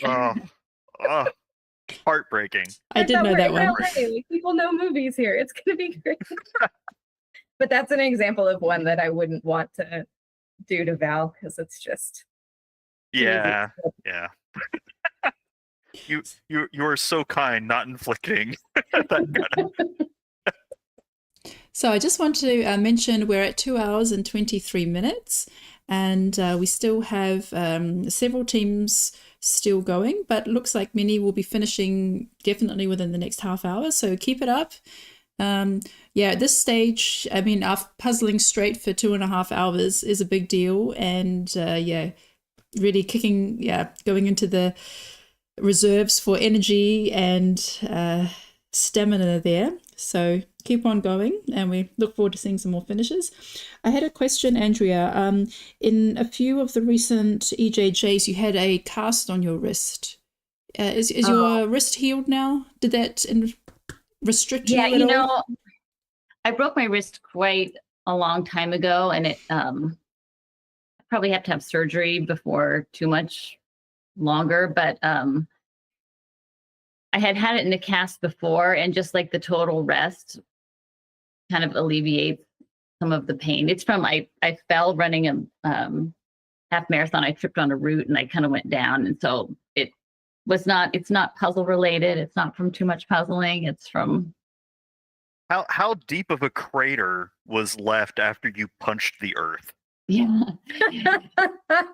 I don't even know. I got up and ran 7 more miles after that. So Of course you did. when I got done, it was like they had to cut my shirt off me because it was not. I wasn't able to. Your wrist was so bloated they had to cut your shirt off of it. It just hurt too much to move. So Oh my gosh. it was a long. Yeah. The beast. I might have stopped, but it was, I was running with my daughter. It was her first half marathon, and she did beat me, but I had promised her, no matter what, honey, I'll always be behind you. Like, I wouldn't pass her, which I couldn't have done, but I would not leave her. I wouldn't go ahead of her in case she had trouble. I'd always be behind her. So then it was like, I can't stop because she's expecting me to always be behind her. And so I kept running. You're a great mom. So yeah, sometimes. No, I mean that is probably the sweetest thing that I've heard today, and I include yesterday because I know it's very early, and so rounding up. But that's absolutely wonderful. And so I mean, aside from the whole broken wrist part, like they've all been good sports and done puzzle competitions with me, so they're. Do you ever say, "Hey, you owe me a hand"? For this, no, for this part. No. That's a nice card. You can hang on to that. Yeah. I'm just glad they'll try it. So, yeah. So you didn't. I mean, it didn't seem to restrict you that much because you were still placing in the top 10. Yeah, it only really slows me down with flipping in the beginning. Mm-hmm. It adds about a minute, I think, to my flip time, but once I get going, it doesn't. If you'll permit me to tell a story on your behalf, but Andrea also wore the cast for a few months in advance of Worlds 2023. No, I had it on for a month before Worlds. Oh, was it just a month? Yeah. I thought it was longer. Before her first appearance at Worlds. Yeah. And at the time, she hypothesized that maybe it helped because it forced her to use her non-dominant hand more. I was in the office and he said we should put it in a cat, like you need total rest. And I looked at he said for 4 weeks, and it was 5 weeks before Worlds, and I said yes, do it. And it really forced me to use my left hand, and I think that made me faster. And then I've lost it over the course of the months after that, but I think it's too hard to puzzle one-handed to train yourself to do that. But I think if you handicap your dominant hand just enough to make it where you have to use your left hand, whether it's like taping 3 fingers together or like doing something, I think that really would be the way to go. So that's anybody can try it and then report back to me if it works, and then I'll do it. But I think that's no, it's a great idea. Yeah. Yeah. Don't it's tell Mari. No, sorry. don't tell Mari what I don't know what you're talking about. Insider trading. No. Yeah, I think that would be the way, because it did force me to like pick up and at least put in like 1 out of every 5 pieces with my left hand. Whereas if I'm not doing that, it's 95% my right hand. I've been in a similar position. I burned my hand earlier this year, so I had a bandage around it for a little while, and I had a wooden puzzle competition during that time. So I show up with this, huge club on my hand. My partner, Susanna, was like, "Oh, that's not going to help us," and she was correct. It did not help us. It's even harder to flip wooden puzzle pieces with your non-dominant hand. So we came in second for I think the first time. Oh no, second. Yeah. It didn't help you to the tune of second place. That's Yeah. So I think there's still some like Andrea pixie dust that must but apply I think to there this is methodology. I think it would be good training if I was consistent about it. I think you really could force your left hand to do better. And I haven't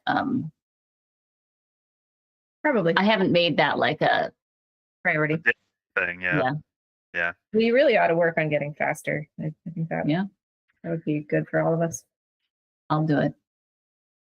Yeah, right now I'm puzzling for fun. So I'm always curious what sort of like hand dexterity things people work on whenever they're trying to get better at stuff. So no, it's restricting a whole hand to try to force using the other one a little bit more is really, really neat. For a lot of the pairs right now that are sort of in the throes of trying to finish up this 1,000-piece puzzle, what sort of advice would you give them to encourage them to like get through the slog and finish this up?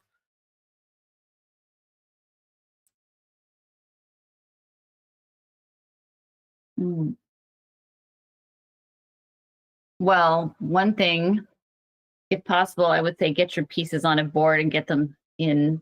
Like the closer your pieces are to the holes, the faster you're going to be. Because I think even if you're like looking for a piece or something and you have to go this far, I think that like you can kind of forget enough the shape of the piece or the gradient that you're looking for. So the closer your pieces are to where you're working, I think really has made a big difference for us that we've noticed with our teams.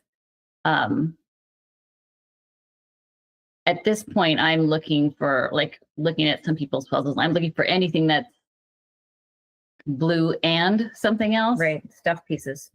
So any little fracture or border or like feature +1.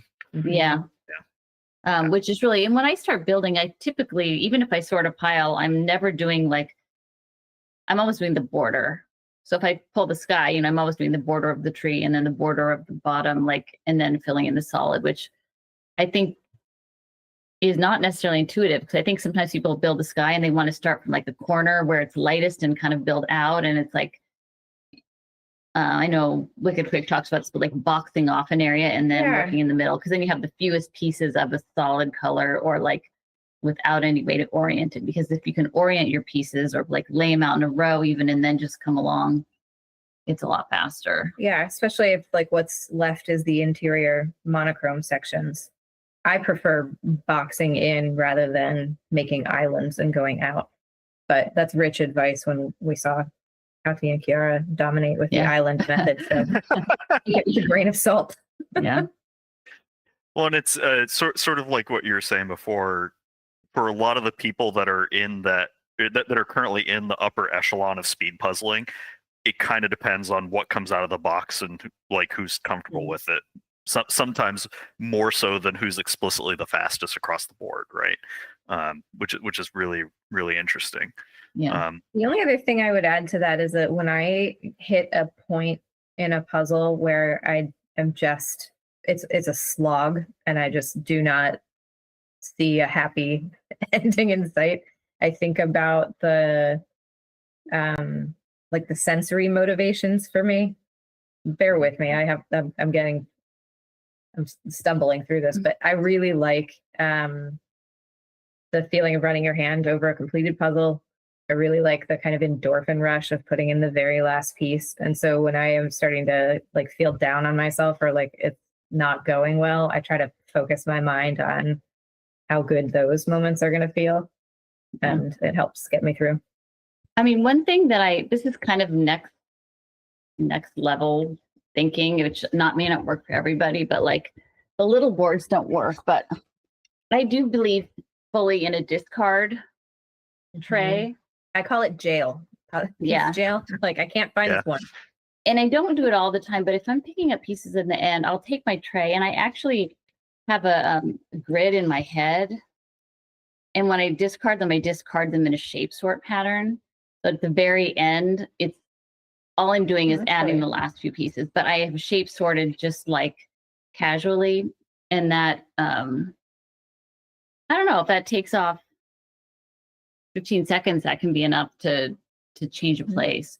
I had actually talked to Zach. I was like, wanted Zach to like put a grid in it for me or something, like just a little piece in the corner, like shape, so I could remember where I, Oh, that'd be fun.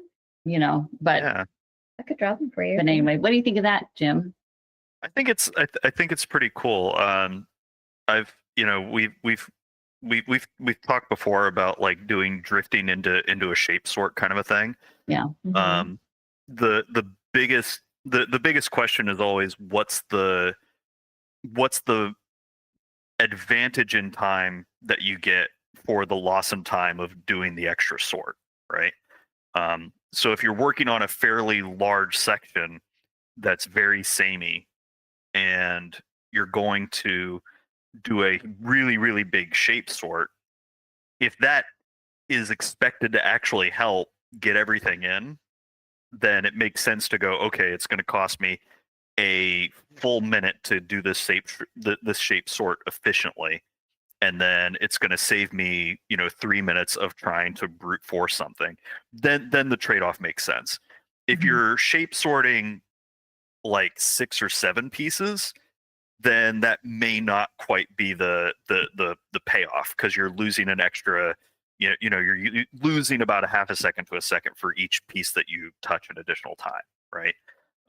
So it really comes down to like what's the trade-off for those numbers for the number of pieces and where it is, right? Like if it's boxed in, you get a little bit more of advantage with a shape sort because you have more to work with on the outside, right? But if it's building out from an island, you have less information to work out from. So I shape sorted, on some of these nature puzzles, I have decided, like, just out of curiosity, to shape sort like half the puzzle, and it makes it go really fast for me. Like, I'm surprised when I see that, like grass or something, because you shape sort and then within those smaller piles you can pick out a gradient or a clarity, focus or something. And so I do love shape sort. I don't line them up perfectly, but just to get them in sections. There's 3 pronged versus 2 and standards. Yeah. See, my problem is that I'm, I don't know, call it anal retentive. I like them to be in a perfectly like nice little grid. I'm just trying to go, I just want to look at a quarter of the pieces instead of all the pieces, and that's enough for me. But right. But I do think, right, like I do tend to discard 1 out of 10 pieces. And if you're shape sorting as you just do it without even like, it's not taking any additional time. Right. And then if you have to shape sort 20 pieces, but you have 30 pieces already shape sorted, quick. It's really interesting. I didn't know that about the grid. That's a good idea. Yeah. No, it's really cool. I know that some people, they'll, once they're getting down towards the last little bit, they'll use different boards for the different shapes that they want to throw it onto. If it's like a large number of pieces going into something gnarly that has a lot, the setting up a grid sounds pretty slick, especially if you don't have to think too much about exactly which spot on the grid of pieces, which spot on the board a piece is going to end up. The more you do reflexively, the faster things go overall, right? Yeah. Yeah, sort of like what Becca says about, don't really think about what the image is. I just know what it is to put it together. Right? Yeah. No, that's a really cool thing. You'll have to let me know if you end up like drawing the grid lines down to see how it plays out. Yeah. I think there's also something psychological about it. Like the longer you put off the thought of shape sorting, the slower you are to when it comes time that you have to do it because you're just wasting time. I did an entertaining experiment with Victor in October. We got on Zoom with the 500-piece zebra challenge puzzle from Ravensburger, and we recorded the Zoom out of curiosity, and it will shock no one that I firmly lost. But I was ahead for about the first 75% of the time. And I refused to shape sort. I was just insisting on going with like thickness of zebra stripes and degree of blurriness toward the top of the image, whereas Victor shape sorted probably 450 pieces or like whatever minus the edge was. Yeah. And he just stayed at a steady pace, whereas I went, yeah. When I finally admitted to myself it was time to shape sort, I was like, one here, one here. You're like, fine. So grumpy about it. And there are 86 edge pieces. 86, forgive me. And I think it's 128 for the 1000, but 126. Yeah. It depends on what the brand is. It depends on the brand. But, yeah. Yeah. I count, so I know. Yeah. Yeah. It's yeah. Yeah, I think a lot of times and you guys probably know better than me. The thing that slows people down is the indecision to do a thing more than doing the thing. Yeah, exactly. I've always said if you're thinking or debating shape sorting, whether shape sorting is helpful, you should be shape sorting. I have a little Andrea that pops into my head. She's good right here. She says, if it's occurred to you, you should do it. Because and that's true. Yeah, it's accurate. And I have to say, on that Boston puzzle, I kept saying to my daughter, should we shape sort? Is it time to shape sort? And she kept saying it wouldn't help me. And so I put it off, and it would have helped me. So I should have done it. We've had that same conversation. And then on one of the live streams on a pairs competition, I can't remember what's happening, but I was so proud that my daughter put in the chat, my mom would be making me shape sort right now. I remember seeing that pop up. You know me so well. Like I've raised you right. But it's one of the things that we've talked about is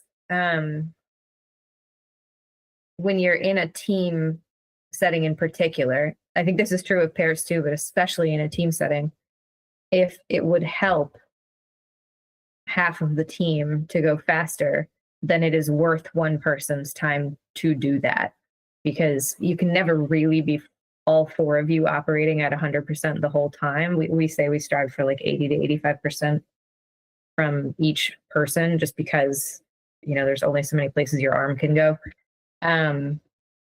But it's a good investment of time if it is going to support half of your team and being able to speed up. Well, that's something that I really appreciated in Belgium when I was at the 10-hour event, because I'm someone who tends to do as much as I can by sight, and only in the very last, when I'm really stuck, that I do the shape sorting.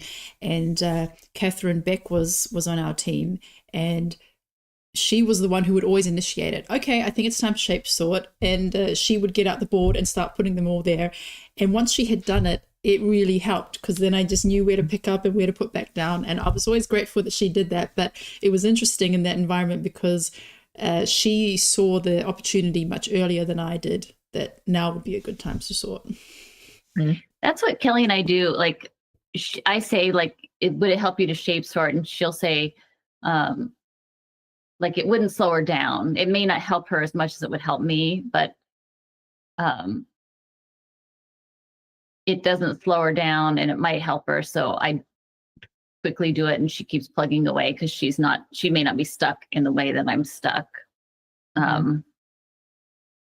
yeah, so she can keep going while I just quickly like make a pile. That's an interesting point too. I don't often think of doing it when I'm stuck, but a lot of times if I'm just casually puzzling and I get stuck at home, I'll do something like that.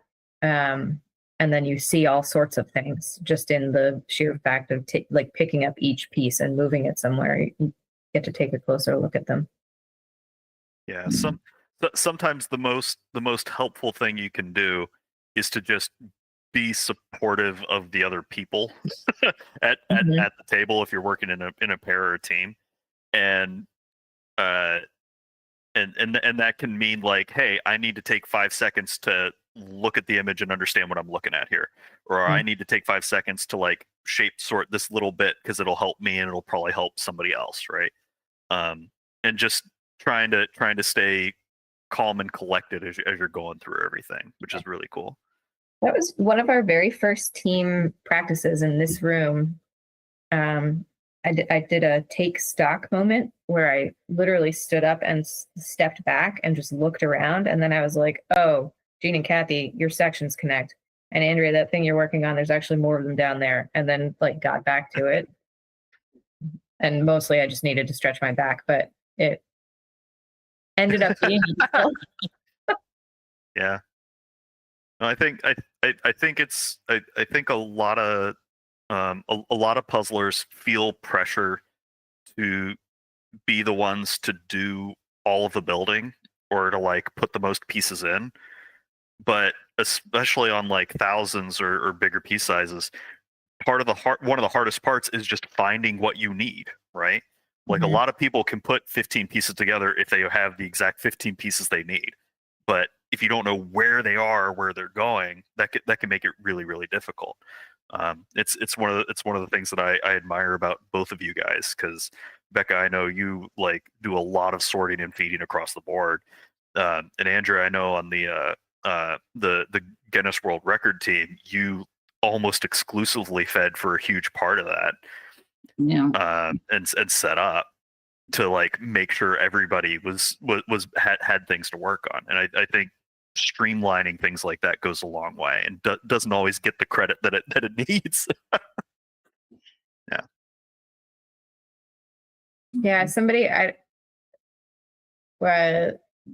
Karen and I won a pairs thing at a competition recently, and she posted something nice, and I was like, oh, that's sweet. But Karen actually did like 80% of the puzzle, which is true. I just kept feeding her things, and she'd go like, bam, bam, bam, what's next? And I'd be like, here, do this. And somebody responded to me with this very profound statement, which was, sorting is solving. And it really stuck with me. So every once in a while, when I'm like, all I'm doing is making piles for people, I'm like, no, this is solving. Yeah.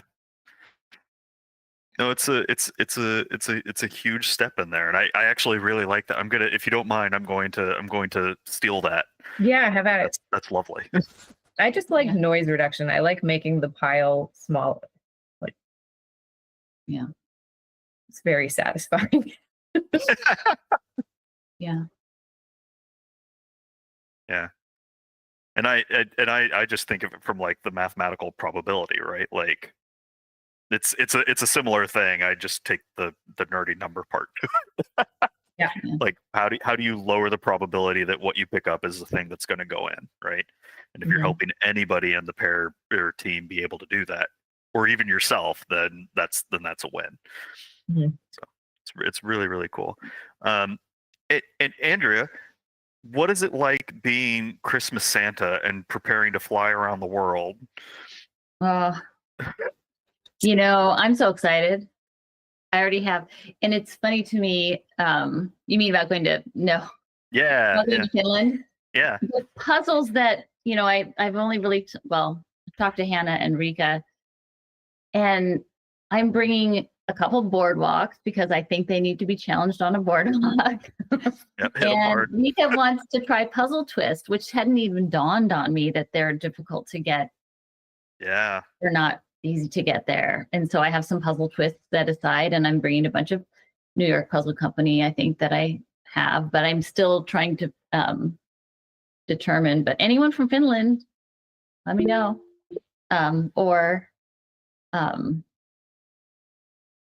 we'll be in Spain after. I'm sorry, we'll be in France after that. So I'm happy to bring puzzles to anyone going to that competition too.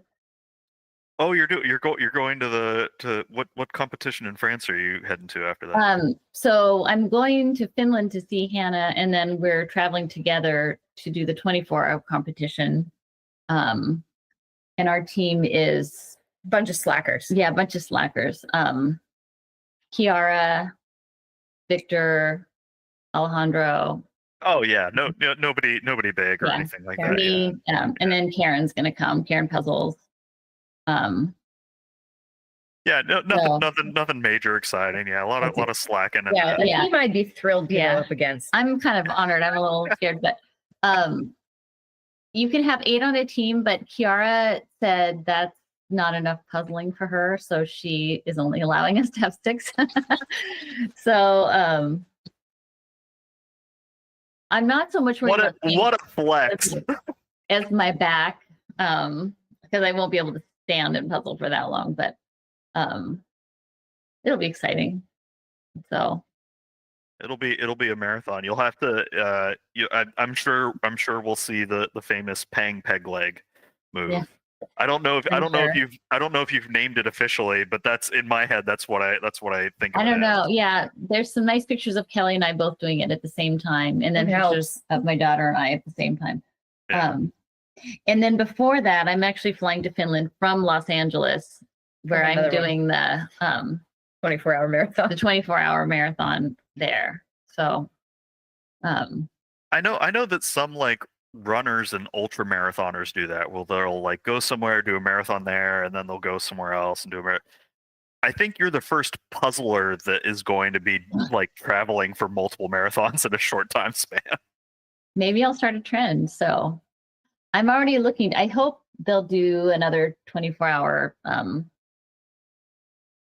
competition in California. Do you think they'll try to keep it going? I hope so. I'm sad to be missing it because I really would like out of FOMO. Yeah, I really, and Michelle's on my list, but would like to put an international team together the next year and just invite like people, because Michelle made our trivia team had one person from every country, which made it more fun, because I think that's how I got to know Rika was through that. And Frushi, and like that made the whole world's more fun to be able to see people that I had just met. And so I want to just solicit, not necessarily the fastest people from every country, but I'd like to get a team together of people from all different countries who might want to come to Los Angeles. Michelle, I don't know if you're interested in coming to Los Angeles next year. Hint, wink, wink. In February. I don't know how cold it is in Germany, but it'll be nice and sunny in LA. So. Oh man, what a sell! Yeah, sounds pretty good. So, yeah, don't let the Christmas sweater fool you. It's 60 degrees. Yeah, we'll have to see. Hopefully they'll do it again. It'll go smoothly, and they'll do it again, and then we can start to plan. But.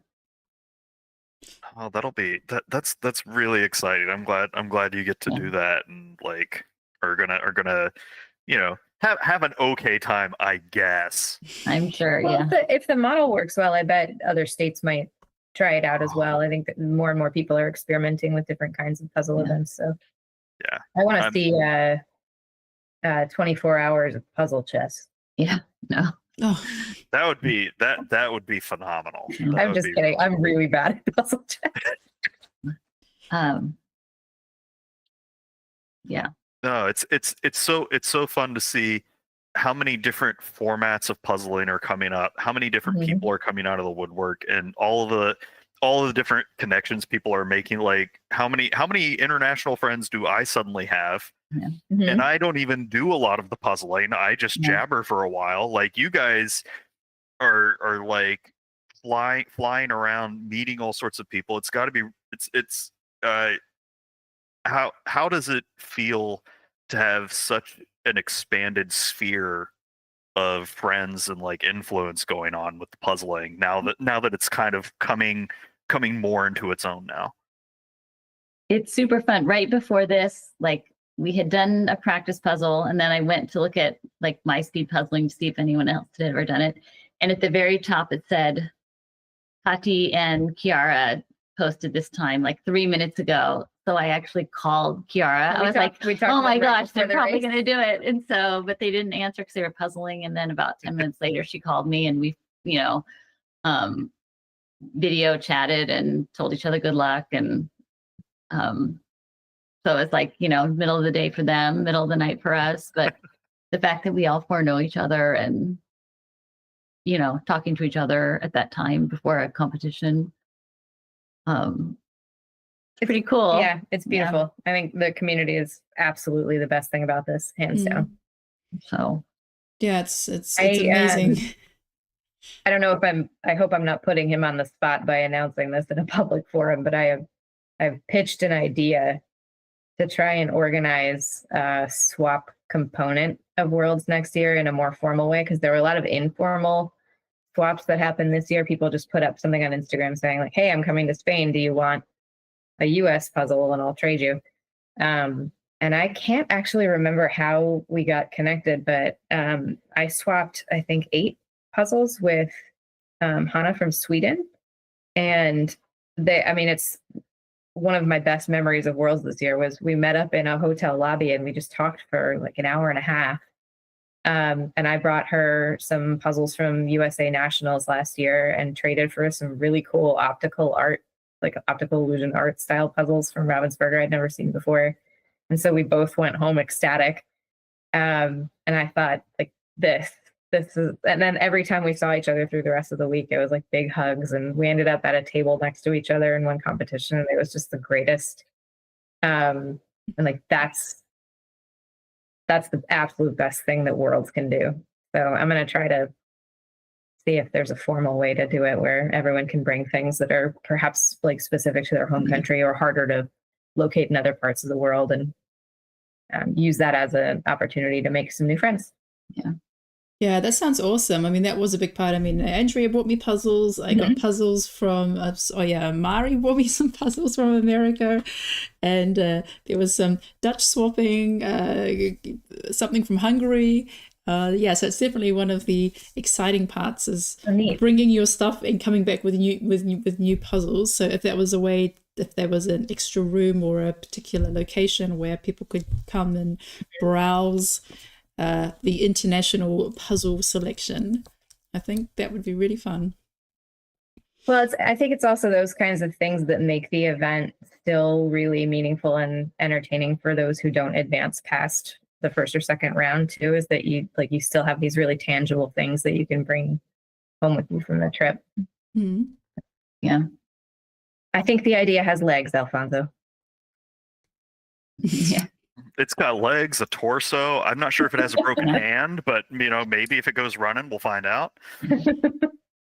Well, and the thing I want most next year is to find someone from Austria to bring me a sweatshirt, because they had the coolest logo. I thought they had the coolest logo, and they have that puzzle piece with the legs on it. I don't know if you remember that. But yeah, that's the Vienna Jigsaw Puzzle Club. Yes. Oh, cool. Yeah. So if anyone here is from Austria who wants to trade for a USA JPA sweatshirt or something. Well, we had 4 Austrians participating today. Yeah. Okay, if you're on there, I'm sure they can hook you up. Yeah. So you're gonna end up with like 4 different sweaters and everything. It's gonna be great. I think we've talked you out though. You're at the end of your time. Yeah, I just we're about 3 minutes away. So I just want to thank you, Becca and Andrea. I really enjoyed the interview, and Becca, you did participate in a solo, and I was wanting to ask you for an interview, but you were on crutches, and I was like, oh, I'm sure she's got other more important things going on, so I didn't. But 2 of us are injury prone. She's taking my she's going to do the one on Thursday, and I'm doing one on Tuesday. That's true. Okay, nice. Because I was like, I hope Becca comes back for another opportunity. And I mean, it's great to have the time today because of the longer live stream that we could chat a bit more. So thank you, and enjoy your sleep now. Thank you. Time for bed. Thanks so much. Get a good nap. Good night. Congrats. So that was really great to have the chat with Andrea and Becca. So in the last 10 minutes, we had a lot of finishes. So that was really exciting. We had Catalina, Nina, Tian, Marie and Thomas, Lena and Paulius, Omar and Anna, and Louise in their pairs. So that's really exciting. So we still have 6, 7, 8, 9 pairs still puzzling. Oh, Johannes just finished. Hey, congrats! Yeah, just right done. And congrats to everybody that's done so far. Keep pushing a little bit more. I know there's not that much time left, but get as many pieces in as you can. Some people are close to finishing. I believe in you. This last little bit is always the hardest whenever you've been focusing so hard for so long. There's only a little bit of time left, but you can do it. Just get one more piece in. Yeah, Johannes just found the missing piece. Yes, great. Thank you. All right, so, Laureen, a few pieces. Laureen, You're going to make only it. a few minutes left. We're coming in on the last minute or so. There are only a handful of pieces. Using one hand as a puzzle board. Can they get these last couple in? I'm rooting for them. Dropping on the board, rotating them in the hand. Are they going to be able to beat the cutoff deadline? I really hope so. They rotate the piece, get one in. Every piece that you pick up now has got a spot. There's only so many places it can go. Quick, quick, quick, quick, quick. Just use the shape of the thing. You can brute force it at this stage. Let's go! 5 pieces for Laureen and Vesna. Vesna and Jan, yep, just keep popping in those pieces, just filling in the background. Do it. Look for the single holes, look for the shape that fits there. Get those so last close. ones in. Can they do it? Only a few seconds remain. One of them ran over to the computer to hit the done message. Are they going to be able to get it in? Oh, there's a couple more pieces sitting on top of the puzzle. Ooh. Oh, it's okay. Just swipe them, point at the holes, and get them in. We believe in you. Yep. Wherever the hole is, put a finger there so that way somebody can see where it is. Oh, come on, you can do it. There's only a couple of pieces left. I know we're coming in on the last 10 seconds 5, here. 4, 3, 2, 1, stop. Oh, so close. Oh, no, Laureen. Oh, very well done. So close. Oh, Laureen and Diego. Is it two pieces left or one piece? One. Oh, yeah, just one. Oh, okay. Come on, put it in. You got to put it in now. All right. So everybody, yeah, if you're over halfway, just count up your leftover pieces and then write it in the chat. If you were less than half, just count the pieces that you have assembled and then write that in the chat, how many pieces were done. Congratulations, everybody. For sticking with us this so long, for 3 hours. That's quite a feat in itself. It's absolutely phenomenal. I know some of the folks here haven't done a 1,000-piece puzzle under any sort of time constraint before. This is your first time doing it. Very, very, very well done. It's a fantastic effort. And congratulations to everybody that did finish and everybody that just wanted to hang out. And to Andrea and Becca for chatting for so long with us, and Kiara and Kati for chatting, and a big congratulations to them for winning the whole thing today. It's a really, really wonderful job, and I'm just excited that the EJJ is expanding and getting new and different people and and styles of puzzling involved. It's really, really wonderful. Yeah, so I just wanted to mention, Alex, I don't have your registration. Alex, if you could please use the link to register and also just write here your name just so I can match the results up.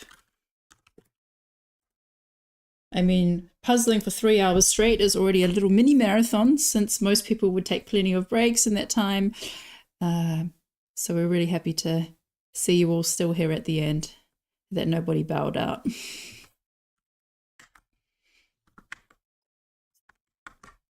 Absolutely phenomenal job, everybody. This is really, really wonderful. And there's zero shame in not finishing under the time. If it's your first time, if it's your millionth time doing these puzzles, this is not easy at all. And you did a really, really good job getting up to this point. Vesna and Jan, you've got to finish now. You're so close. Yeah, just dunk them in. Go for it. do the thing. As Becca and Andrew were saying, look forward to the feeling of it being done. So, although I think some people may just want to have a cup of tea now and a snack. But actually, yes, come on, Vesna and Jan, we've got to see those last ones done. So I hope everybody enjoyed it. I hope you enjoyed the image, and even if it wasn't your, maybe if it was more challenging than you expected, keep in mind that we also have other puzzles. We also have other competitions with 500 pieces. This is a big step up, so you can always join us for a 500 piece. And if you enjoyed this and would like to do it again, we also have a few of the 1,000 piece pairs puzzles still available. That will be in February, I believe. So time to train. Yes. Shifting, some people shift from the off season into the on season in the next few months, but as long as you're enjoying what you're doing, the training's fun anyway. So, all right. Good. So I think the only one. Okay, I think Dory, were you going to count? No, not counting. Okay. I'll just add that in at the rest. All right. Well, thanks so much, Jim. You also deserve a good nap after that. Our first 3-hour live stream. So I appreciate you sticking around for that and volunteering, even though it was not such an ideal hour. Hope you had fun. It's a great way to start the morning. I love the smell of puzzle dust in the morning. So. A 3-hour puzzle competition. Awesome. Well, thanks everyone for participating. Our first 1,000 pairs competition. And for those who have been watching and commenting, we'll have 2 more puzzles left, 2 more competitions left this year. So they are both next week. On the Tuesday, we're having a solo competition, and on Thursday, another solo. So, and then we will take a break, 3 to 4 weeks, and come back in January with more puzzle madness. So thanks everyone, and see you next time. Bye. Bye-bye. Bye. Bye now. Bye-bye. We'll miss you. Bye-bye. Bye-bye.